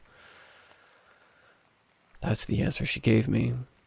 I later asked the brute why he had attacked me, and he said that he hated people who stole. This guy is training now to become an art teacher. I fear for those children. I had bruised my ribs, but were not allowed to go to the hospital because the principal didn't want to get involved. And since my phone was broken, I couldn't call for an ambulance, so it took so long to get to the hospital that the outside signs of the abuse had healed. During this time, crazy-eyed Anna started wearing a crimson jacket wherever she went. I asked her why she was wearing it, and also said she looked pretty, thinking that talking nicely to her would start a friendly conversation to maybe smooth everything over. Well, Anna is not like normal people and does not think like normal people. Her response was that she wanted me to think of her every time I saw this color, and said that she had seen it work in a movie. She then added, "I am more beautiful than you will ever be." Wherever she went, she had a horde of smoozers around her, all thinking she was some kind of famous and fancy artist. But eventually she had to leave the school, and I thought I had peace. Except, she one day suddenly showed up and gleefully presented me with the school's Russian exchange student. This student had been sitting at my table every day for weeks, and I hadn't paid it any mind because, why would I?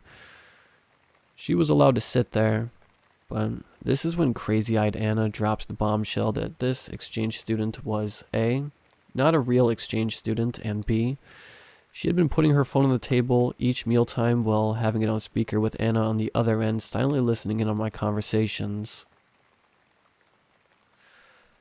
I remember when she first told me this, how I didn't believe it. I didn't believe, and a part of me still had a hard time realizing the lengths this woman was going to were real. But it was what she said next that terrified me most. She said, "I know about the secret messages behind your words. I know what you are up to. And I heard a voice from above that told me that it was my mission in life to keep an eye on you and make sure you behave." The abuse at school escalated quickly after this.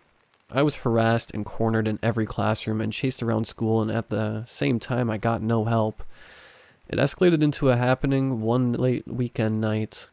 I was sitting in the school's texture room when a guy suddenly burst in and started running towards me screaming, "What makes you think you can sit there?" He did not go to the school. I jumped out of a window and started running towards my dorm and managed to call 112 in the meantime, the emergency number for Sweden. I managed to scream out that I needed help and where I was. I ran towards my dorm, but another guy was sitting there waiting for me, so I ran towards the head building, but a third guy was waiting there. They cornered me, and I remember how scared I was. I thought I was going to die. But then, a light of hope, blue and red lights from the road. I was saved. I remember how happy I was to see that the police officer, everything would be finally over. And then, he walked up to the girl who orchestrated all of it, Malene, and he greeted her like a friend. And I knew at that moment that he wouldn't save me. I screamed for help and he ignored me. She told him that there was no issue here. He said he was looking forward to seeing her around town. Then he left. He left me. He just drove away. The last thing I remember is the backlights of that police car driving away. I wake up the next morning, laying on the ground with a huge bump on the side of my head. I don't know what happened. Malene claims they never touched me and I just passed out when one of the guys grabbed me. I know better. I know the pain I felt and the huge bump on the side of my head.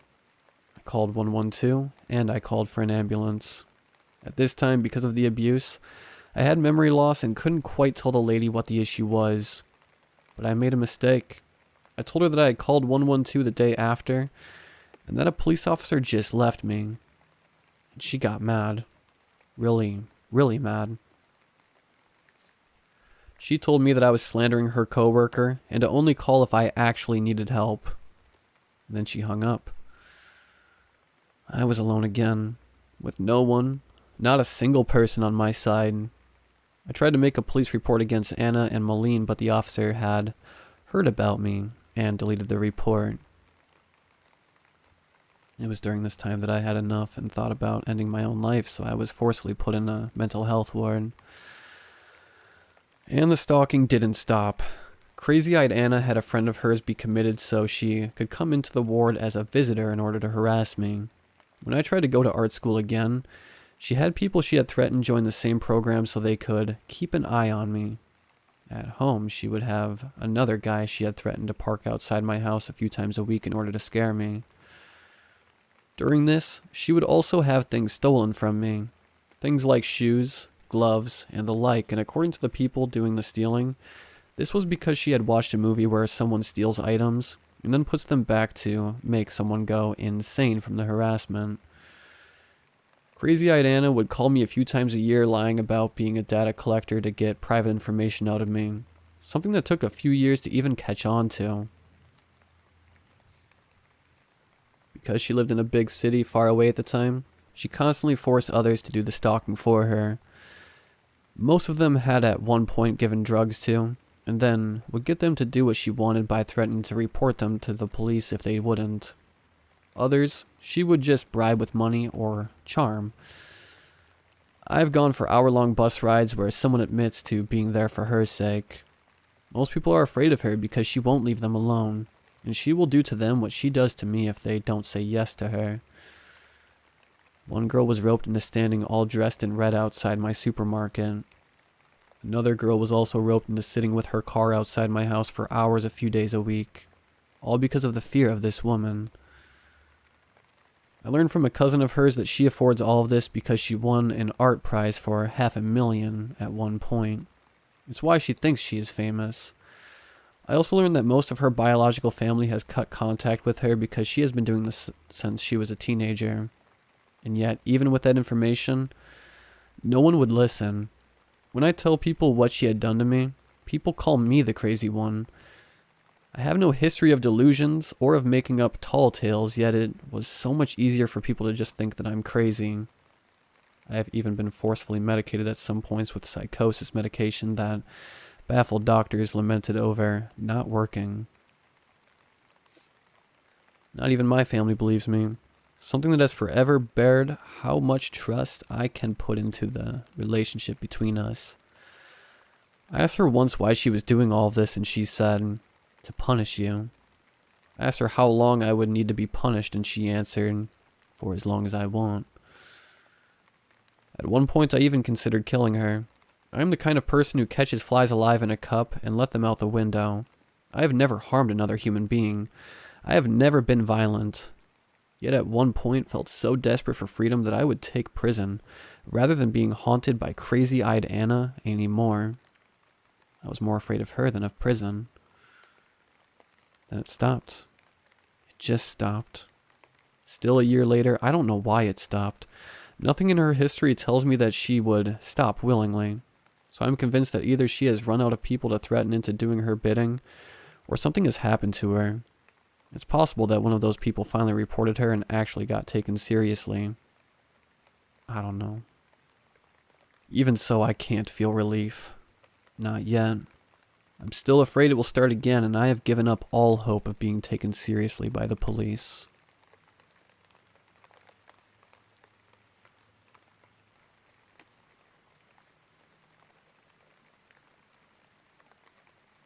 I'm new to sharing my weird happenings, but this is so recent that it still has me reeling. I want to scream, but I guess typing will just have to do. So, for some context, sometime in late 2019, I started seeing someone. We'll call him Shu. Shu seemed nice enough and was generally what appeared to be a somewhat normal guy. He kept insisting we move in together despite dating for only a few months, and the fact that I already own a house. That should have been enough to tell me to run, but no, I didn't. Shu started showing up at my house late at night without announcing himself or asking to be invited. At first, it wasn't too bad, but it became nightly. Then he started the lying for attention, even going as far as to claim a close friend had died. No, a close friend had not died. He'd show up drunk and demanding attention, and refuse to follow my house rules. If I did let him in, he'd refuse to leave. Long story short, Shu's behavior kept getting worse and worse, showing up drunk from being at the bars all night during COVID, demanding my attention despite knowing I'm high risk. He tried one last time to get into my home and I cut it off right there. Told him to leave me alone. The next morning I got a call at 5 a.m. to come into work on my day off. I was annoyed, but agreed. Then the call started, non-stop. I'd tell him to leave me alone and hang up again and again. When it was time to leave for work, I assumed it was my boss calling to tell me he was here to pick me up. It wasn't. It was Shu. "Well, your boss is here for you." Click. Sure enough, 7 a.m. and he was camped out on the porch and tried to grab me in broad daylight in front of my boss. This kind of behavior went on for nearly a week. My employees refused to let me walk home after he started showing up at my place of work at closing time and would try to cut me off when trying to get into my house. Found out he kept calling because he could hear my phone ringing through the thin walls of my old home, trying to locate exactly where I was. Every day I'd have upwards of 20 phone calls and 50 text messages. I finally called the police after he threatened that I was too poor for a restraining order. The cop drew the line right there and took it as a direct threat to my well-being. When I got home that day, I noticed cigarette ash all over my porch and a hole burnt into my patio chair. Soon after, I found a window in the basement forced open with a surgical mask on the floor. I told my roommates and my neighbors what had been going on and gave a description of Shu and to be on the lookout. Things quieted down, and after a few months the phone calls from VPNs had finally stopped. I was in the car with my housemate earlier this week, and I mentioned a smudge of the garage door. He parks in front of the garage, not in it, when he told me, "Yeah, I think a homeless guy was squatting in there for a while. Probably weeks. I found a bunch of clothes in there and then they disappeared a couple weeks ago." My heart dropped into my stomach. I noticed tracks in the snow too big for my housemates to have left, but thought, no way, couldn't be. I was shoveling snow all through the night for my neighbors all winter, and he was literally within arm's reach of me, able to see directly into the windows of my house. And yes, I scolded my housemate. I get that he's a guy and doesn't really get it when a woman says, "He's dangerous, call the cops if anything weird happens around the house," but come on, man.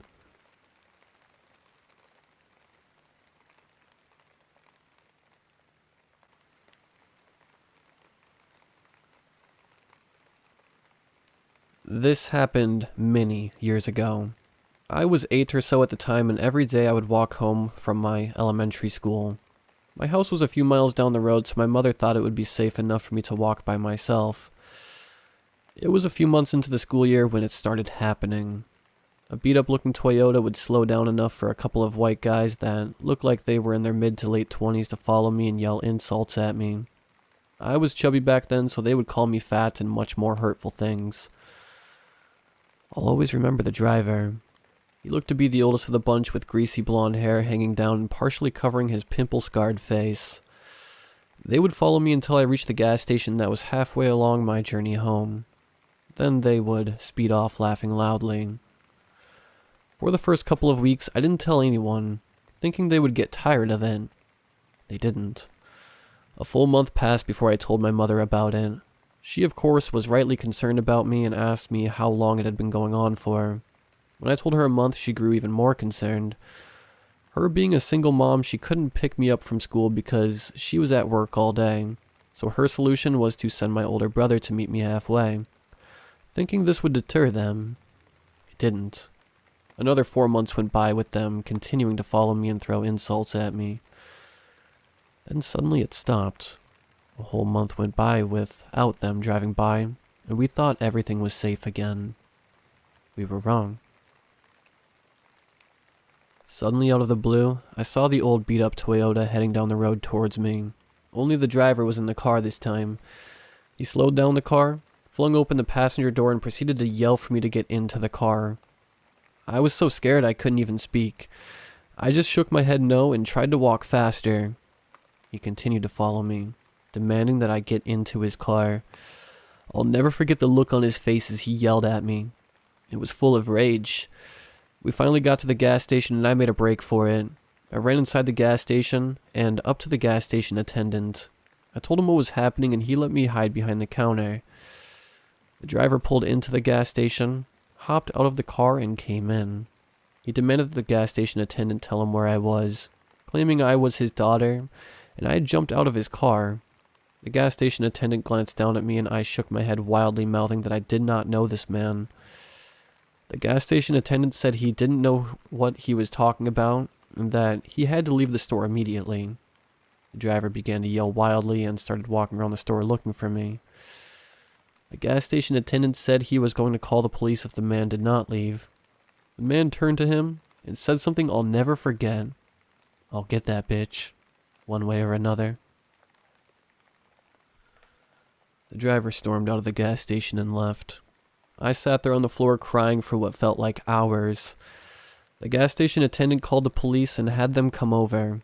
When the police arrived, the attendant told them what had happened. A police officer knelt down beside me and asked me my side of the story. I told the officer everything. How him and a couple others had been following me for months. How they would follow me and insult me. How they suddenly stopped and how he tried to get me into his car. I don't remember much afterwards other than them calling my mother and her meeting at our house. They took my mother's statement and then left. After that, my mother changed her work hours in order to come get me every day. For years I lived in fear that that man with the greasy hair and pimple-scarred face would eventually get me.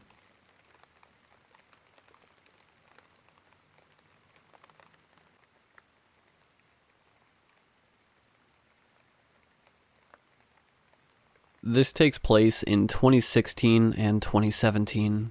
I was born in the year of 2000, so I was 16 and 17. I worked at a popular chain restaurant as a hostess. We had a high turnover rate, so we constantly had new people working there. The bar was pretty low on who we would hire. Anyway, one day this guy comes in, mid-40s, probably around 5'9" and of average build. He has a small gap between his teeth and emotionless eyes. Dark gray/brown hair, a bit of a comb over. He's wearing a Hawaiian-style button-up shirt and khaki cargo shorts. He asked to talk to the manager, Michael, a good friend of mine.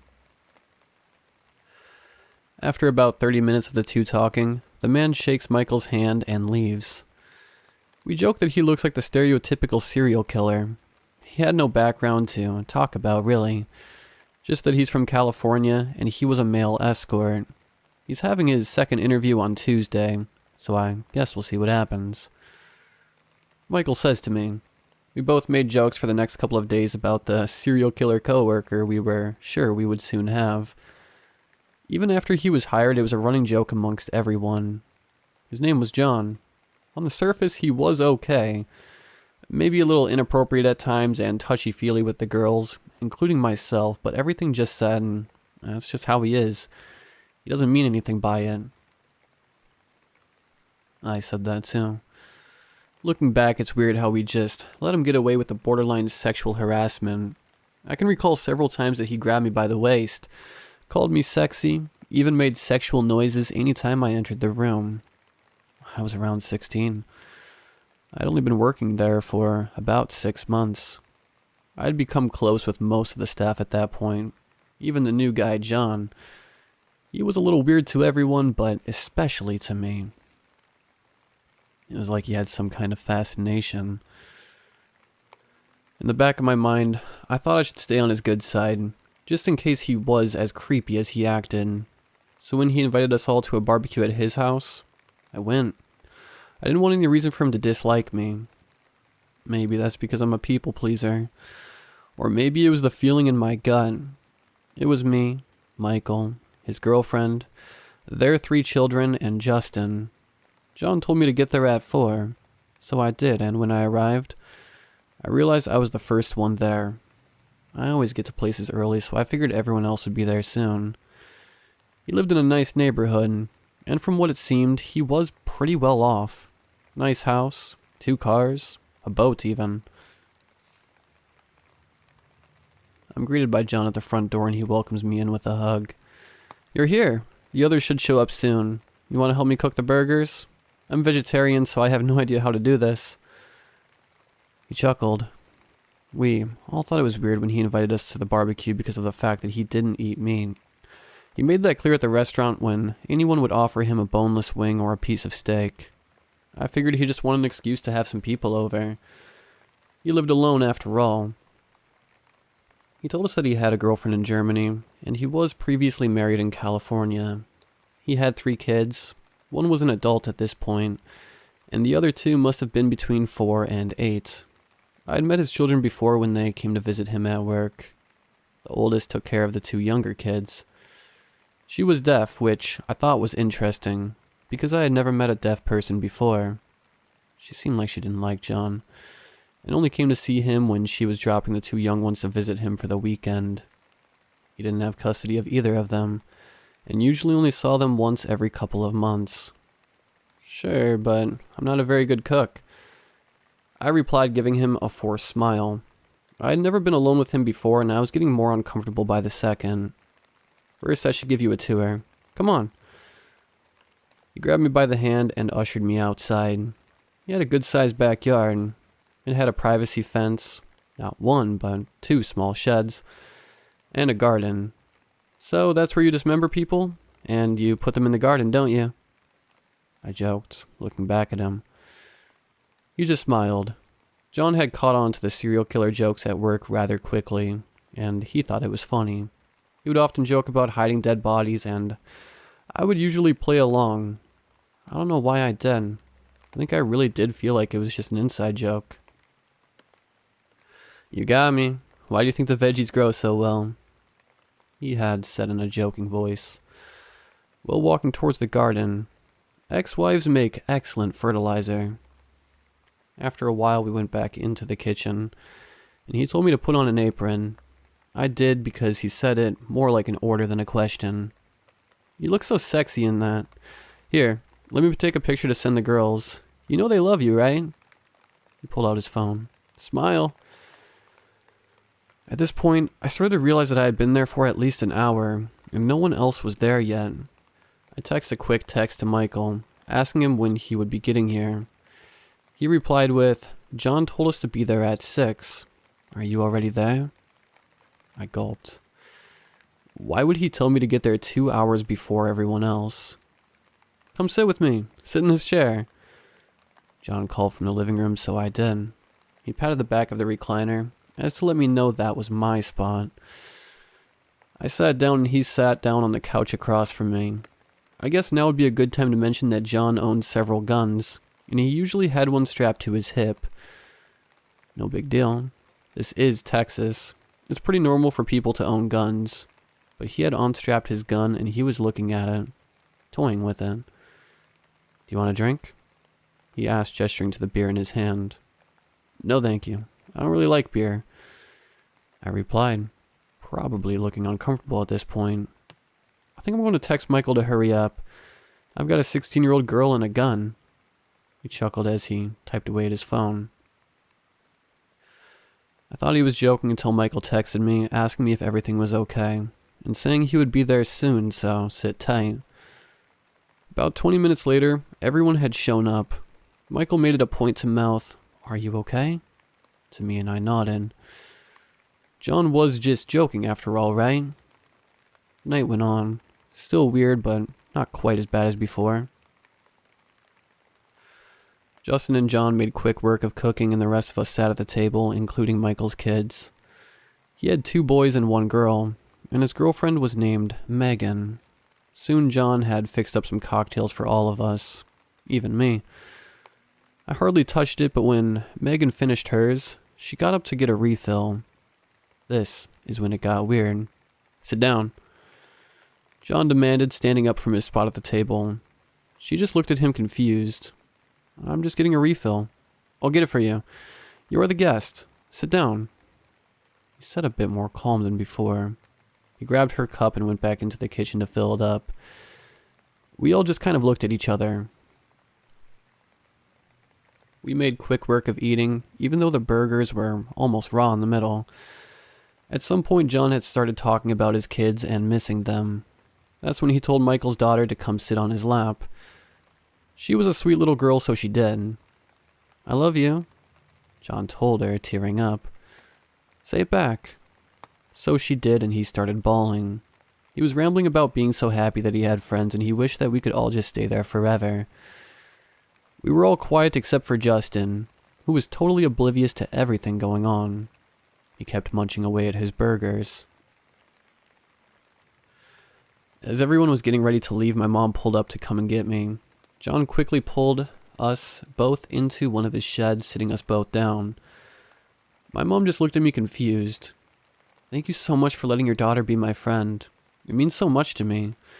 I know it's kind of weird since I'm old and she's still a kid, but it makes me so happy. He kept repeating this in different variations for about 10 minutes until my mom said, "Okay, we're leaving now." And we both started heading for the car. Michael and Megan were still there, looking slightly relieved to see us. Later I found out that John had ordered them to wait until he came back to leave. They wanted to leave as soon as he stepped into the shed, but they didn't want to leave us, and Justin had already left. Once they saw us emerge, they got into their car and started strapping the kids into their car seats. John followed me and my mother to our car and stood in the way of the open driver's side door as soon as my mom buckled up. "Please don't leave," he said, still blocking us from closing the door. Eventually, he left after we made up excuses about how it was getting dark and we had to go. Later, I had heard from Michael that John came back from our car and told him and Megan that my mom was crazy and wouldn't let him leave from our car, that she must have been on drugs. A few months later, me and another coworker had planned on seeing a movie after work together. He was also named Michael, but because that's confusing, we'll call him Logan. Logan had been about an hour more of his shift left, and I had decided to wait at one of the empty tables and eat some lunch. As I sat there, John came into the restaurant presumably to get his check, because we all had to pick up our checks from the manager. He noticed me sitting alone and took the opportunity to sit down next to me. "What are you doing?" he exclaimed with a big smile on his face. "I'm waiting for Logan. We're going to see a movie together after he's finished with his tables," I replied, giving him a forced smile. "Why don't you come wait at my house? I'm sure you don't want to stay here any longer than you have to." He leaned in, never taking his eyes off me. "It's going to be done soon. I might as well just wait here," I replied, trying to convince him to leave me alone. He didn't leave me alone, and he begged me to come with him, and since I have a hard time saying no to people, I agreed. I let Logan know what was going on. He seemed concerned, but he said, "Alright, I'll be there soon." Michael and I had already told Logan about our weird experience with him before, so he knew that John was weird.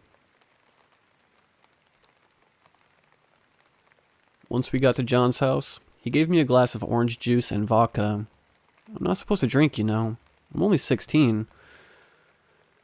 I reminded him, but he persisted. "Come on, relax. I'm not going to do anything. Here, you can hold this." And that's when he handed me a gun. "Don't worry, it's loaded."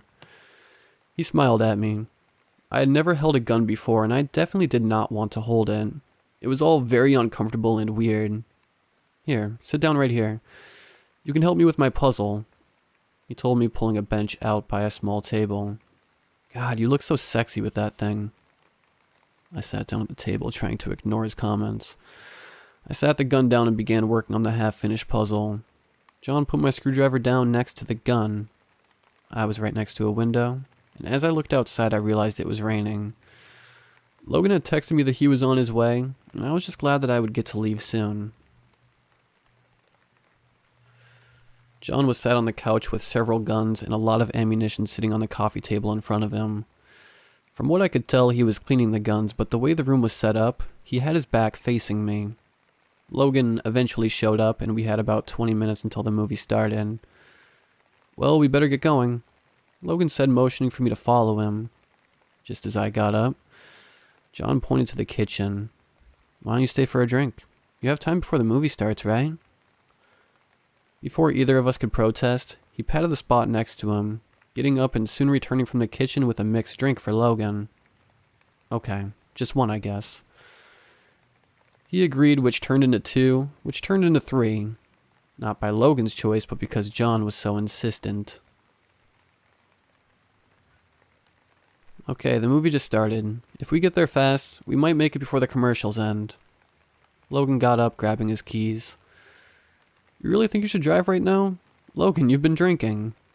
John chuckled before taking the keys out of his hand. "Stay here for a while. I would feel awful if you got into an accident. Please?"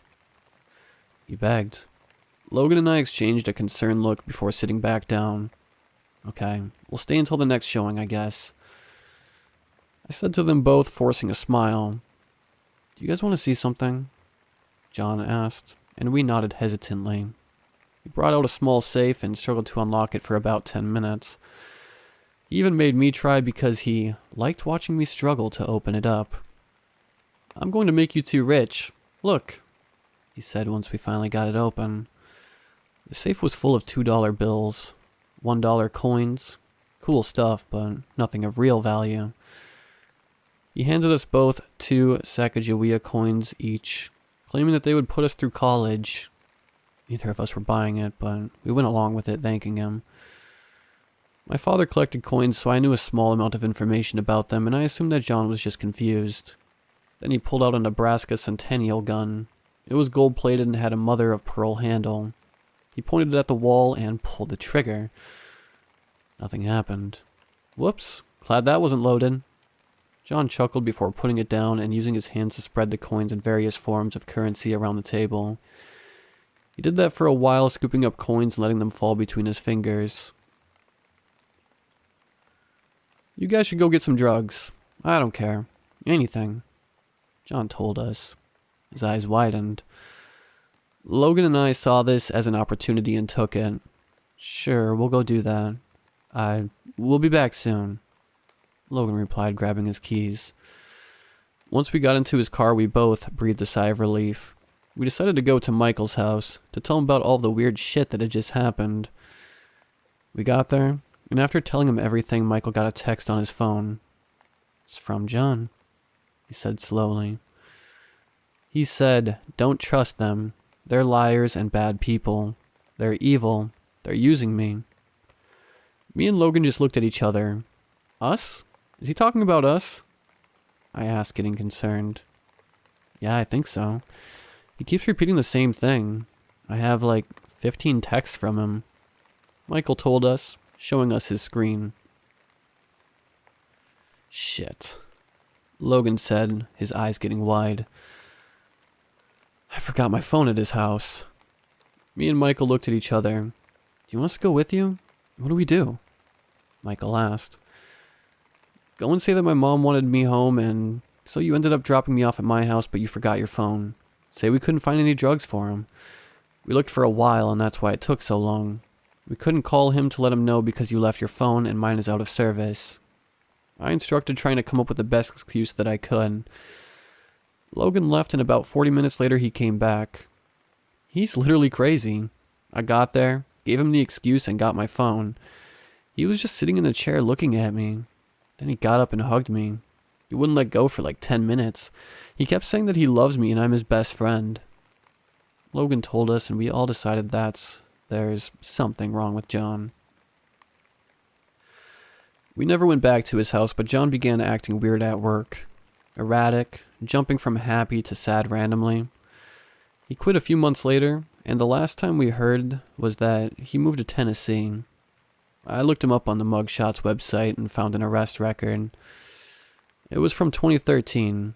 The charge was listed as assault W/INJ FV/Brown COCRT. The most prominent conversation I remember having with him was when he said that he wished me and him could run off together, rob banks, kill people, and have a lot of sex. In his words, he said I could be the Bonnie to his Clyde, that I'm the woman of his dreams. I was 16.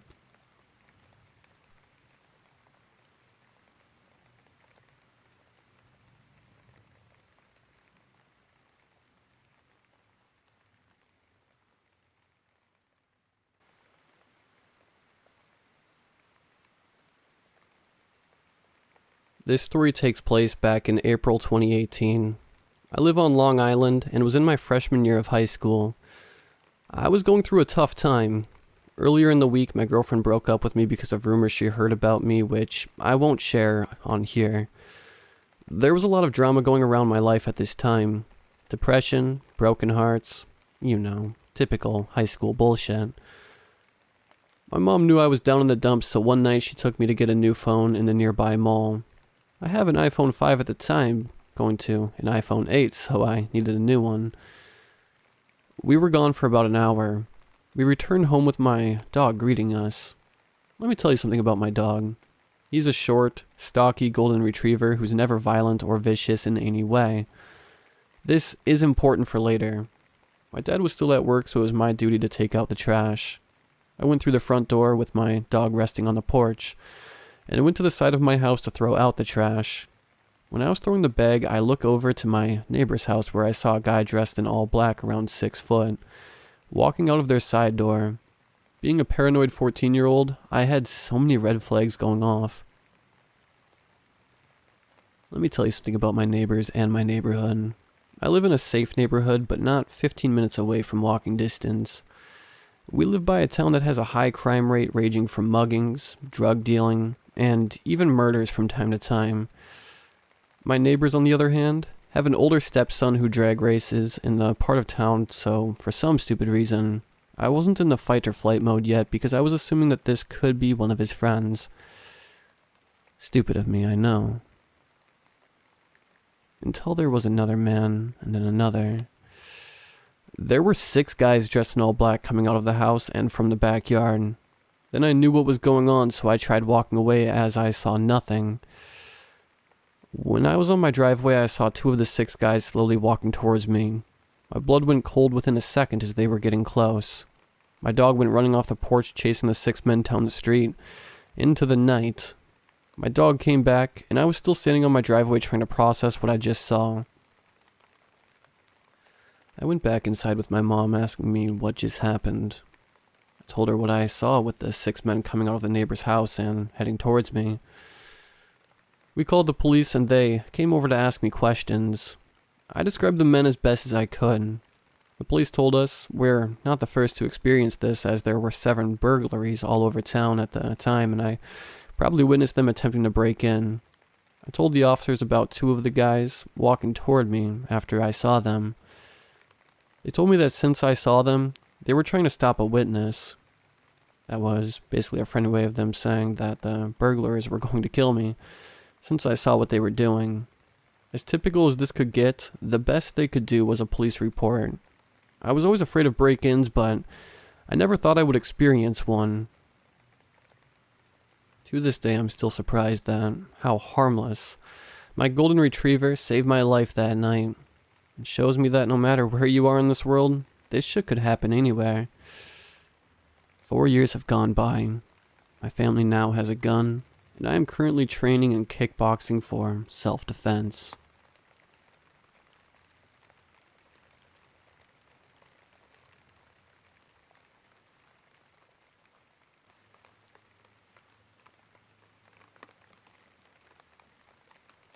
Lately, I've been noticing something off about home, like there's something else there with me.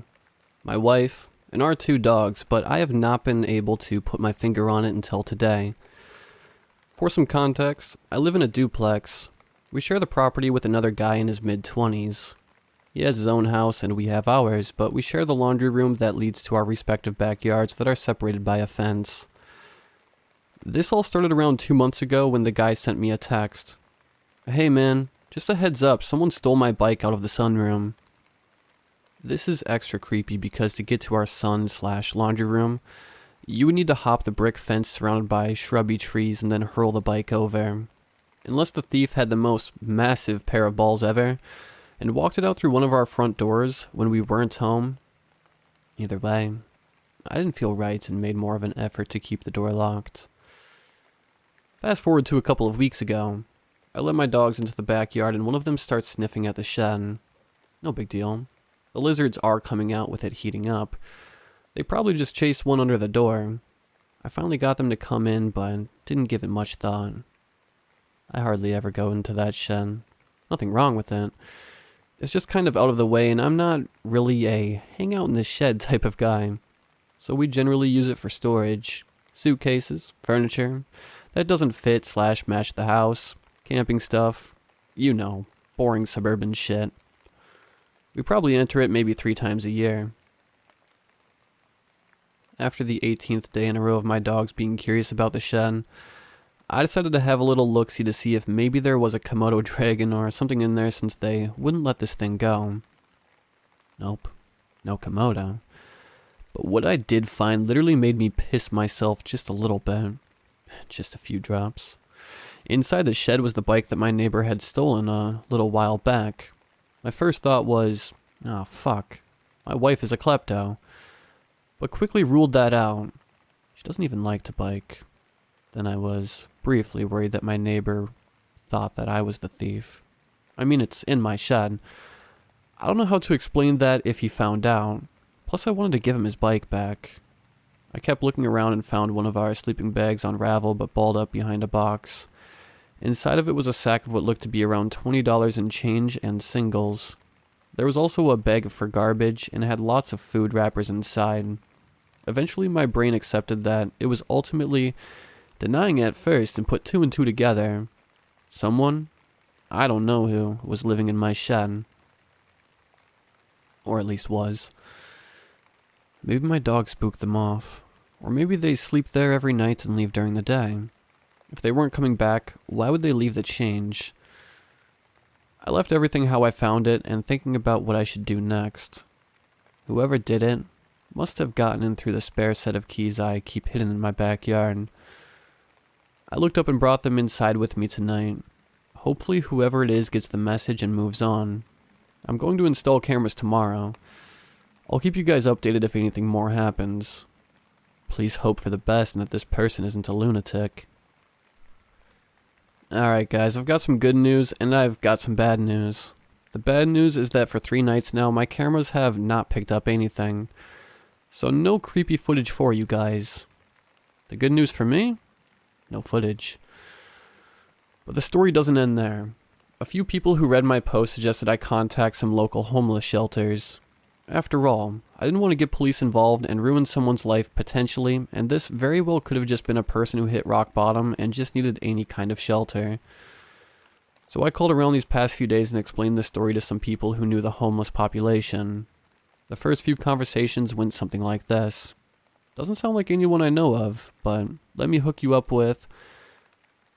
fill in the blank here. After about the 5th or 6th time of telling to hit up someone who may know, I got a bite. Susan has been working with the homeless community in my city for 3 decades.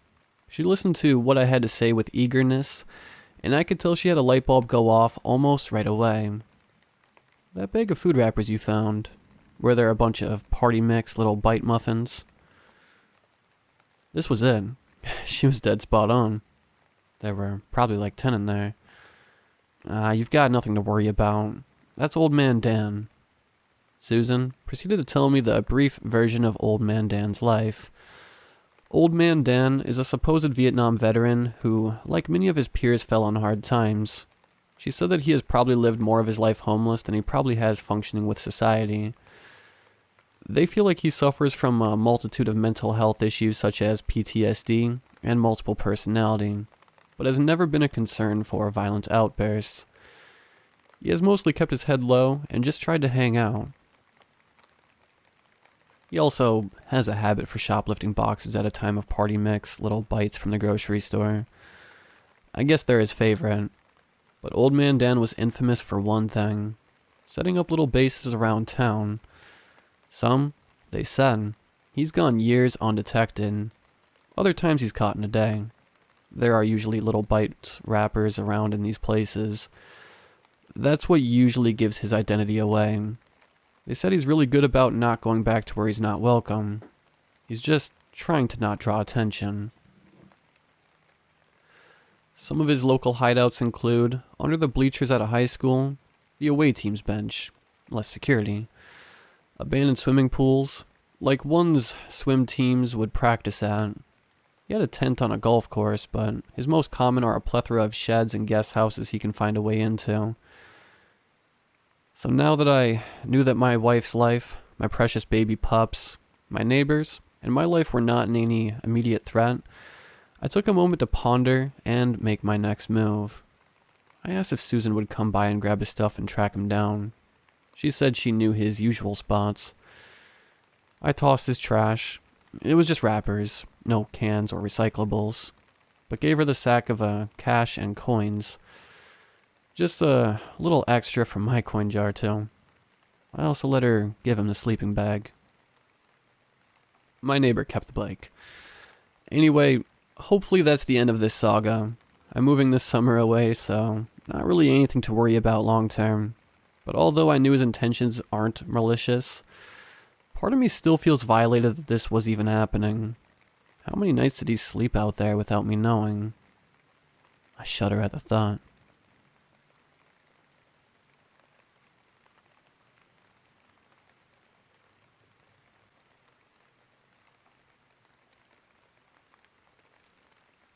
This happened when I was in my early 20s. I was working in a retail store in a mall, but there wasn't enough hours, so I asked if there was anything else I could do. And my boss told me that the location at the other mall needed more help, so I could go there on my weekends.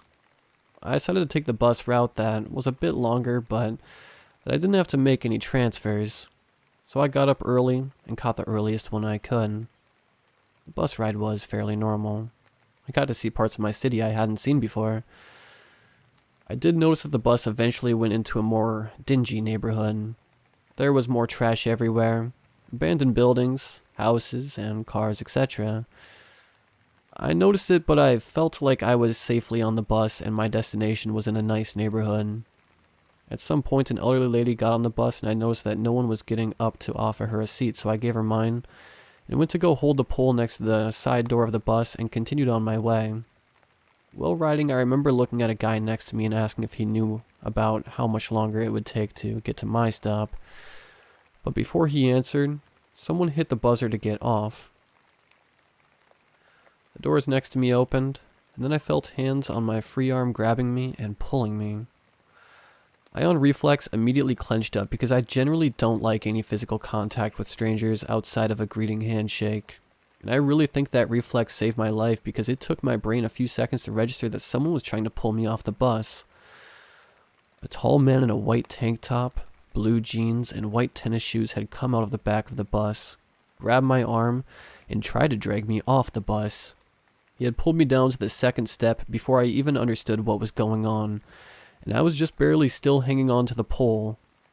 The arm he was grabbing had my purse on it, and I actually tried to shake my purse down to him so he'd let go, but he had no interest in my purse. I had just about started calling for help when I felt someone grab my waist and pull me back up towards the bus. The man trying to pull me down must have realized that he couldn't get me without this dragging out longer than he expected, so he finally gave up and ran off. That was that. The guy ran off. The door shut, and I vaguely remember hearing the man who saved me say something along the lines of, "You would die in that neighborhood." And I had apparently gone into some kind of shock because I only remember saying, "Oh." I don't even remember thanking him. I didn't say anything to the driver. I didn't contact the police like I should have. I don't even remember my shift at that other location. I don't remember the ride home. It was like I was numb. It was when I was at home, I completely showered and gotten ready for bed in my nightgown that I sat at the edge of my bed and thought, did I almost get kidnapped? I almost got kidnapped. I have a lot of regrets about all of this. I regret not contacting the police in case that guy goes after another woman. At least women would be aware that he was out there. I regret not thanking and keeping in contact with that nice person who saved me. I actually posted an article in my local CL in hopes of him somehow hearing it, and knowing how grateful I am to him.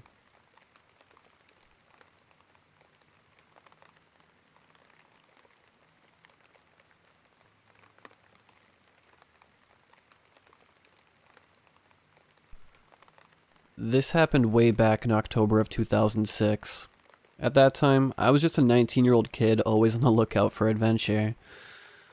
One Friday night after wrapping up my shift at McDonald's, I met up with some friends who suggested we check out this haunted location called White's Bridge.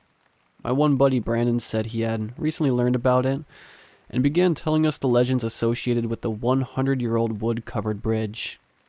Never one to turn down a spooky experience, we all piled into my green Ford Taurus and headed out on our journey.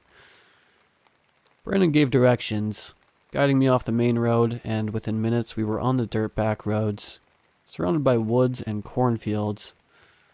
Our only point of reference was a blinking cell tower off in the distance. We could tell we were getting further from the city as our cell phones began slowly losing service. As we rode deeper and deeper into what legitimately felt like the absolute middle of nowhere, Brandon repeated the legend associated with the bridge. Back in the early 1900s, a local farmer discovered that his beloved wife had been cheating on him, and in a fit of rage he killed her and her lover after discovering them in the act. After committing the cold-blooded murder, the farmer left his home and wandered the dirt roads in a daze. He eventually came upon White's Bridge, where the realization of what he had done finally began to sink in, and deciding he would rather die than face the consequences of his actions, he hoisted a rope up and over one of the bridge's rafters and hung himself. As far as I can tell now, the story is complete fiction, but we totally believed it at the time. After a long and bumpy ride, Brandon instructed me to turn right on an off-road I wouldn't have even noticed was there had he not pointed it out. I took the turn and there before us was White's Bridge. It looked like something straight out of a horror film. An old wood-covered bridge, aged by time, sitting alone above a river deep in the middle of nowhere. We parked the car on the side of the road and got out to explore. Immediately catching our eyes was a scarecrow lying abandoned at the entrance to the bridge. My friend Mike, who was known as somewhat of a risk-taker, and a stupid one at that, picked up the scarecrow and lit it on fire. The hay body burst up into a ball of flames and Mike waved it around proudly next to the old dry wood bridge. Realizing the risk, I told him to throw the damn thing in the river and put it out, which thankfully he did. After making sure there weren't any rogue embers that could ignite the bridge, Brandon suggested we get back in the car and pull it onto the bridge. He explained that the legend was that if you parked your car in the middle of the bridge, put it in neutral and killed the engine, the spirit of the dead farmer would push the vehicle forward to get it off the bridge. Naturally, we had to try this. We piled back in and did exactly as he said. We parked halfway across the rickety old bridge and killed the engine. We sat in the pitch black, saying nothing, waiting for something, anything to happen. The only sounds were the creaking of the bridge, the river flowing beneath us, and footsteps. Suddenly the back driver's side door opens and a woman abruptly enters the back seat, cramming in next to my two friends back there. She looked to be in her late 20s/early 30s. Long straight black hair, slim and wearing a plaid shirt and blue jeans.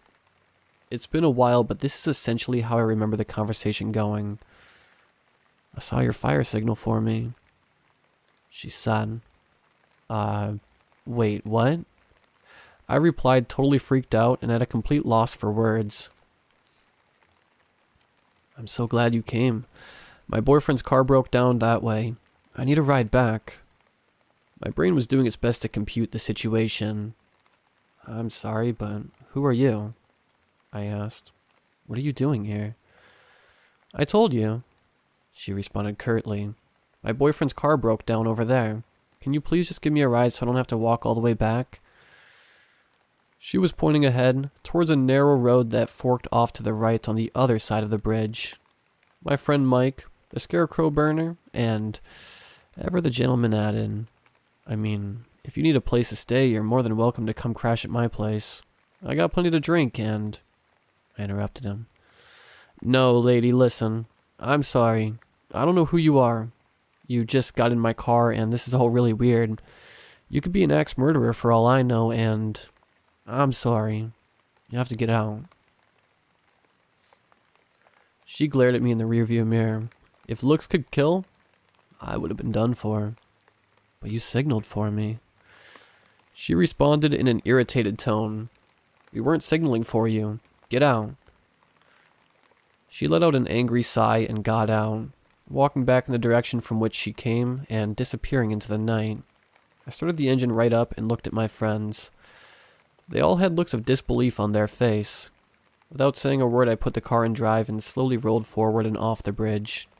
We needed to turn around and go back across the bridge to get back to where we had come from, and the only way to do that was to pull off onto the side road that the woman said her boyfriend's car had broken down on, and then reverse. As I pulled onto the side road, my headlights illuminated the 3 posted signs that I hadn't been able to see from the bridge. No trespassing, private property, and do not enter. Looking up the road, there was no sign of the woman. Wherever she went, it didn't appear she went that way. I didn't want to stick around, though, so I backed up and crossed the bridge again. And from there, began the journey back home. We didn't have much to say on the ride home. I think we were all equally stunned, except for Mike, who asked if he knew anyone that would be awake at this hour that he could score some weed from. I visited White's Bridge a couple other times after that, but nothing of note happened in my subsequent visits. Sadly, some delinquents burned down the old White Bridge some years ago. It was rebuilt from what I hear. It's just not the same as the original. I don't have any plans to go and check it out.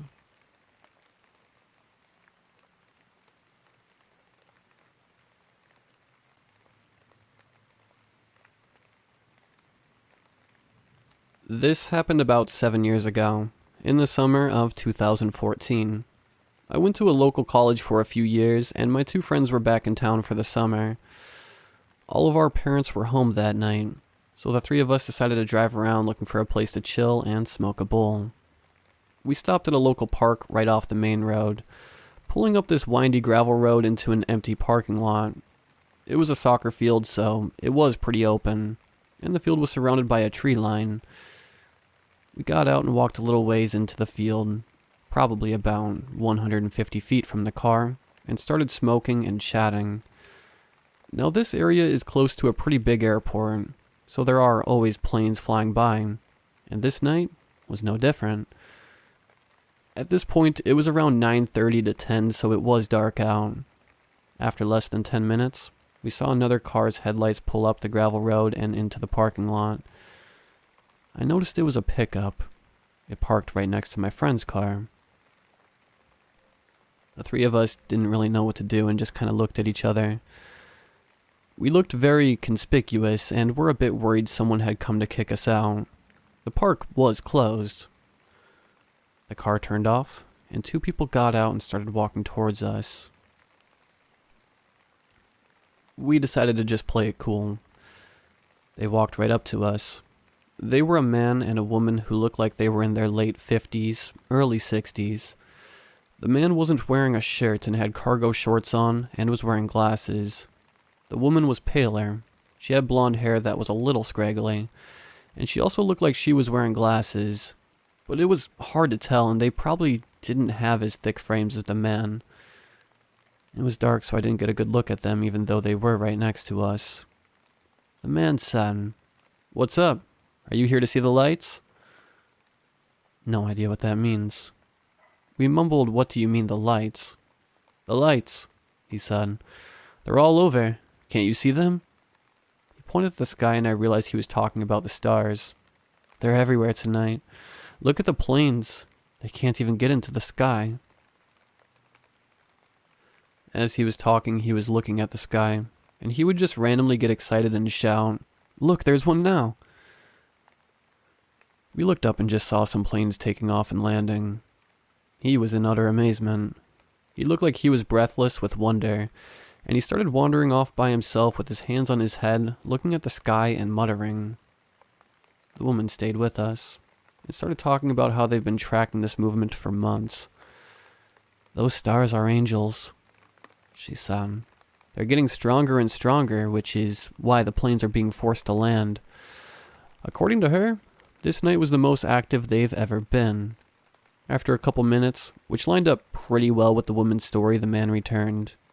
He said, "You know what this means, right? Jesus is coming back. His angels are getting ready. The planes are already going haywire and are falling out of the sky." They were looking at the sky and kept pointing out planes that would fly by the stars. All of them, because there were a lot of stars out. When a plane would pass by a bright star, they would get really excited and act like the pilot just escaped death. So the 3 of us are a bit freaked out. They seemed pretty interested in the sky, so after a pause, my friend piped up and said we should get going because it's getting late.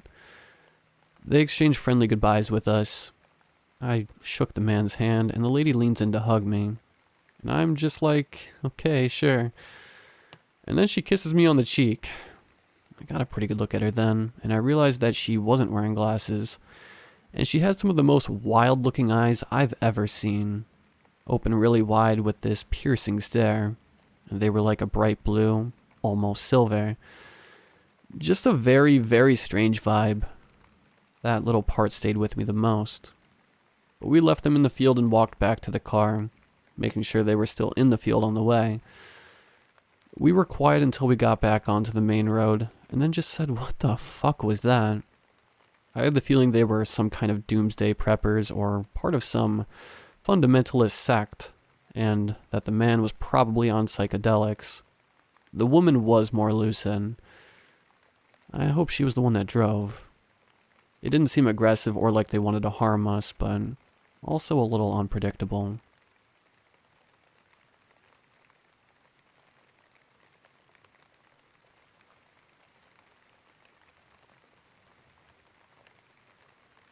This story takes place in November 2017. I was 18. I'm a very short girl, only 4'10", and I get anxious when someone even looks at me in a way to suggest they might not like me. So needless to say, I'm incredibly non-confrontational. My friend and I were out shopping. It was something we'd do maybe every few months just to bond since we didn't have much time to hang out due to college. She's just like me. Barely scrapes, 5'1", and very non-confrontational. It's probably why we became friends. On every shopping trip we would find ourselves in Ann Summers. We're both overly endowed and struggled to find bras anywhere use. And Ann Summers always had great sales, so we'd grab at the cheap bras while we could. This shopping trip wasn't any different. We browsed shops until we got to Ann Summers. And that's when things took a bit of a turn. I'd barely stepped foot into the shop when a woman with some sort of Slavic accent stopped me. Her finger jammed into my chest. "Spit the gum out," she demanded. Assuming she was an employee, I gave a very sheepish, "I'm really sorry," and ran out of the shop to spit the gum out and throw it away. When I went back in, I realized that this woman was not an employee. She was a customer who was browsing and happened to be near the door when my friend and I entered the shop. It should have been obvious to me at the time. No salesperson would behave like that. Not one that wanted to keep their job anyway. But I kept my head down when I walked past her, holding my breath in hopes she wouldn't notice me again. She didn't, and I thought I was in the clear.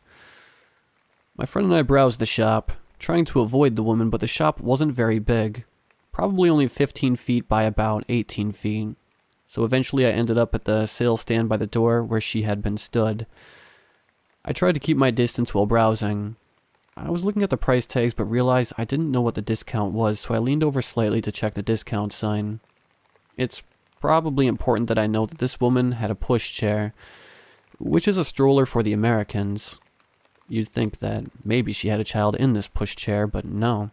It was full of plastic carrier bags. I didn't look too much at it, but I could tell that everything in there was double bagged and tied shut. Whatever was in those bags, she wanted to protect. This sense of protection became very relevant because when I leaned over to look at the discount sign, I was leaning slightly closer to her pushchair. I was still about 3 feet away from it, but apparently this was too close. The woman was on the other side of the chair, but the moment she saw me, she ran around to where I was stood. She hit me in the face. It was something between a slap and a punch. I couldn't quite tell because I was in shock. All I knew is that it hurt. "Watch the personal space," she hissed in my ear. I apologized to her. This woman just hit me and I apologized to her. I regret it now, but at the time, I didn't want to provoke her any further. Not that I knew what I did to provoke her in the first place. In shock, I turned around and ran back to the back area, grabbing my friend's hand and pulling her with me. The back area was separated by a tiny wall that only stretched halfway across the shop since they stored the adult toys there, and wanted to keep them out of sight of the general public. I stood there holding my friend's hand and shaking as I whispered, "She just hit me," to my friend. We stood there for a good moment in silence. My friend was positioned in a way that she could see the rest of the store while I hid behind the wall. "She's gone," my friend told me. I let out a breath that I didn't know I was holding. "Can we stay in here for a while?" I asked my friend, worried that the woman would be outside waiting for me. The front of the store was open, but she could have easily just been a couple feet down the road and out of sight, waiting for me to leave. My friend agreed and we slowly browsed the shop again. About 5 minutes later, we got to the counter to check out. The girl working the counter looked outside and then back at us. That woman had been in here for 30 minutes. I didn't know what to do. She told the two of us. "What did she say to you?" "She told me to spit out my gum when we first came in, and then she hit me because I was too close to her." I told her. "Wait, she hit you?" The worker was wide-eyed. "If I had known that, I would have called security. I'm so sorry." I smiled and shrugged. "It's fine." It wasn't really fine, but it wasn't the worker's fault. She didn't look much older like I did, and I wouldn't have known what to do in that situation either. Still shaken up, my friend and I made our way out of the store. I looked around but didn't see the woman. "Can we go home now?" I asked my friend. We hadn't finished browsing all of the shops, but I was so paranoid that we'd bump into the woman again. She agreed and we got the bus home. When I got home, my parents encouraged me to report the incident to the police. I called the non-emergency line and their answer was basically, "Well, what do you expect us to do about it?" Unless I went back to the Ann Summers and requested the security footage, which I wasn't sure if they actually had. They wouldn't do anything. It's been just over 3 years and now I'm sure that the woman was likely to have been homeless and/or on drugs. It's the only explanation that I can think of for the carrier bags and her protectiveness. It was either everything she owned, or drugs, or both.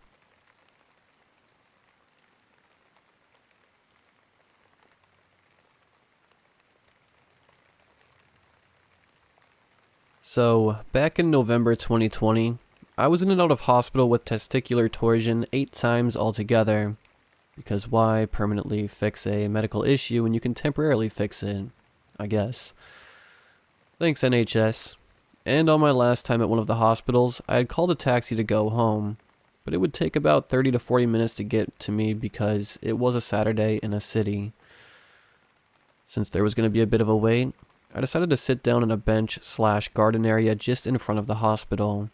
It was 3 a.m., about 0 degrees Celsius, and I had been awake for 36 hours at that point. My taxi was on its way, and I just sat cross-legged on the bench, headphones on and nicotine keeping me alive. Everything was all fine until after 10 minutes, I noticed a guy very clearly walking directly towards me. He was stumbling a bit, so I just assumed he was drunk. As he got on level with me, he stopped right in front of me and said something that I didn't hear. I looked up and said, "What? Sorry, I had music on." As I pulled them off and he looked me dead in the eye and just said, "I could fucking batter you right now." Of everything I was expecting him to say, that wasn't on the list, so it caught me off guard. I tried just disarming him with humor by saying, "I don't doubt it," which did work, thank God, because he would have absolutely pummeled me into the ground. And every time I said that or something similar, he'd just say, "I could batter you. I want to deck you right here, right now, and I could take you in a fight," just to recall a few of them. After his anger had toned down, he sat on the bench next to me and started generally drunk rambling about his family and his friends, and, very specifically, his best friend's girlfriend that he was having an affair with.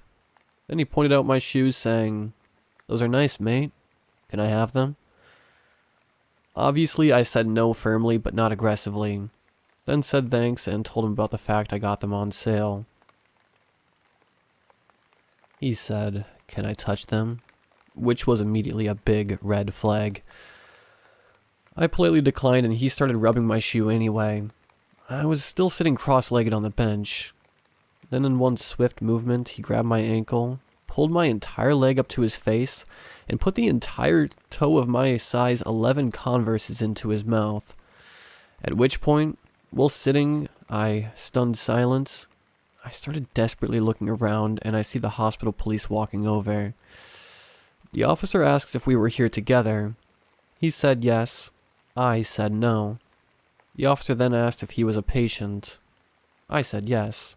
He said no. I told the officer I was just waiting for my taxi, and the guy rambled something I couldn't really make out to the officer, who suggested he move along. The guy stood up, gave me a handshake, and walked off into the night. The officer obviously asked if I was okay, and I told him what happened. He was just as confused as I was. After that, my taxi was due in 5 minutes, so I went and stood on the opposite side of the hospital where the taxi rank was. I asked some friends, who are familiar with a lot of drugs, what he could have been on, and they unanimously said meth. And the shoe thing was probably just a fetish.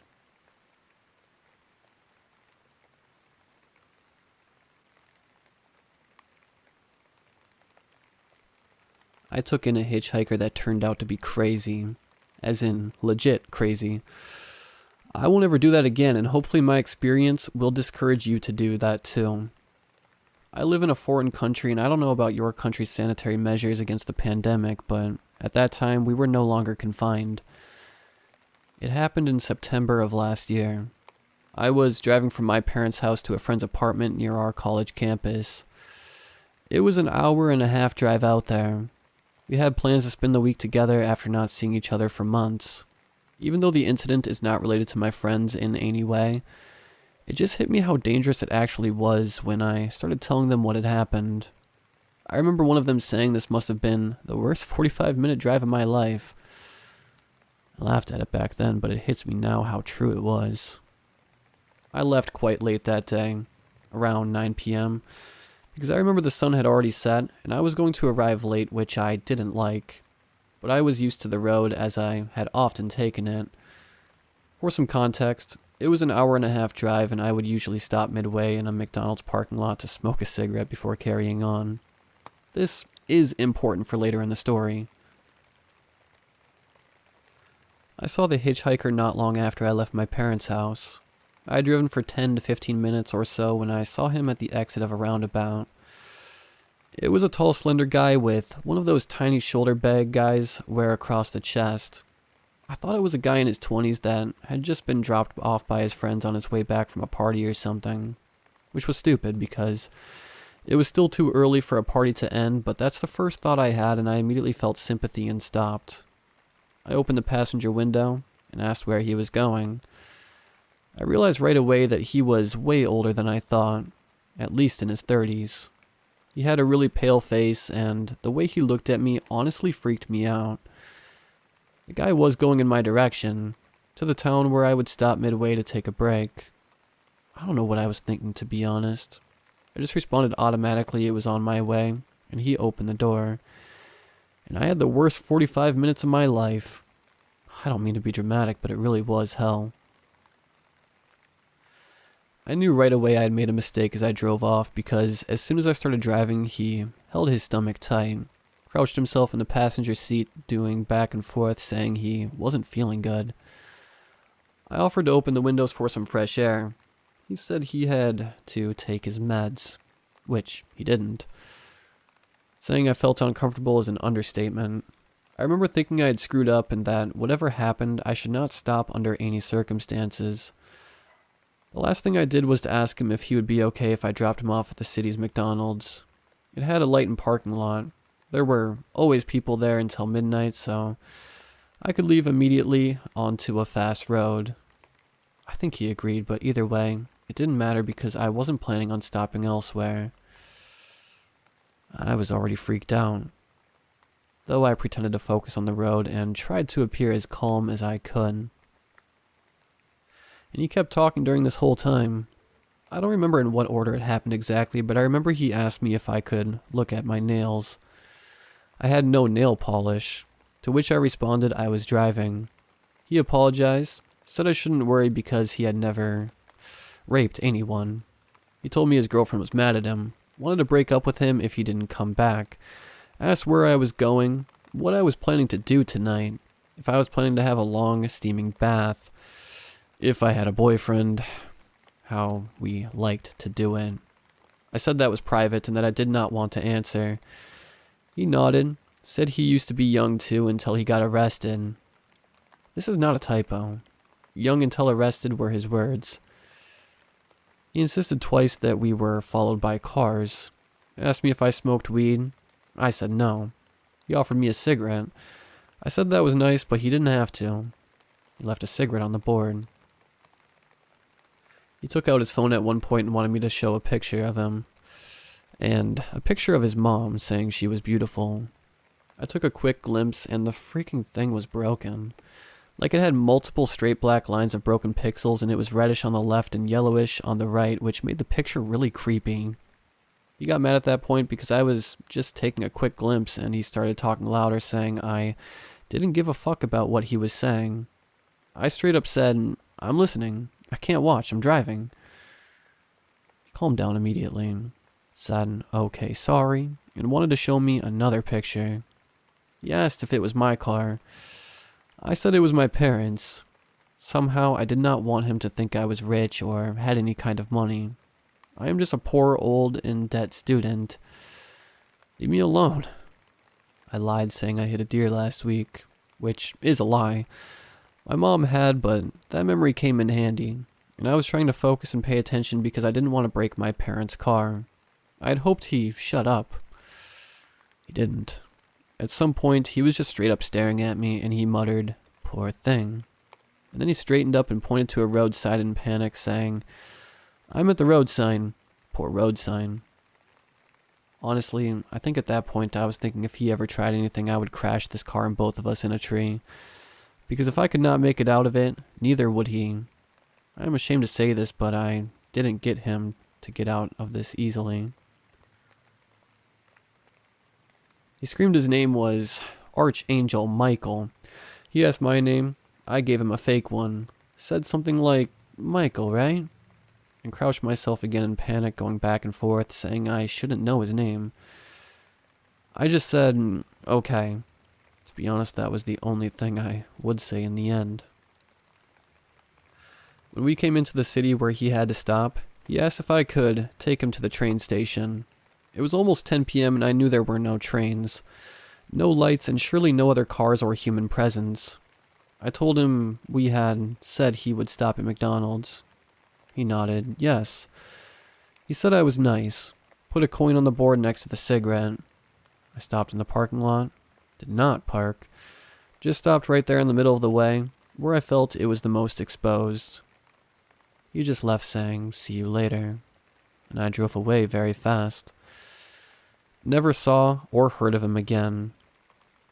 I hope you will never take a hitchhiker in. I know I won't.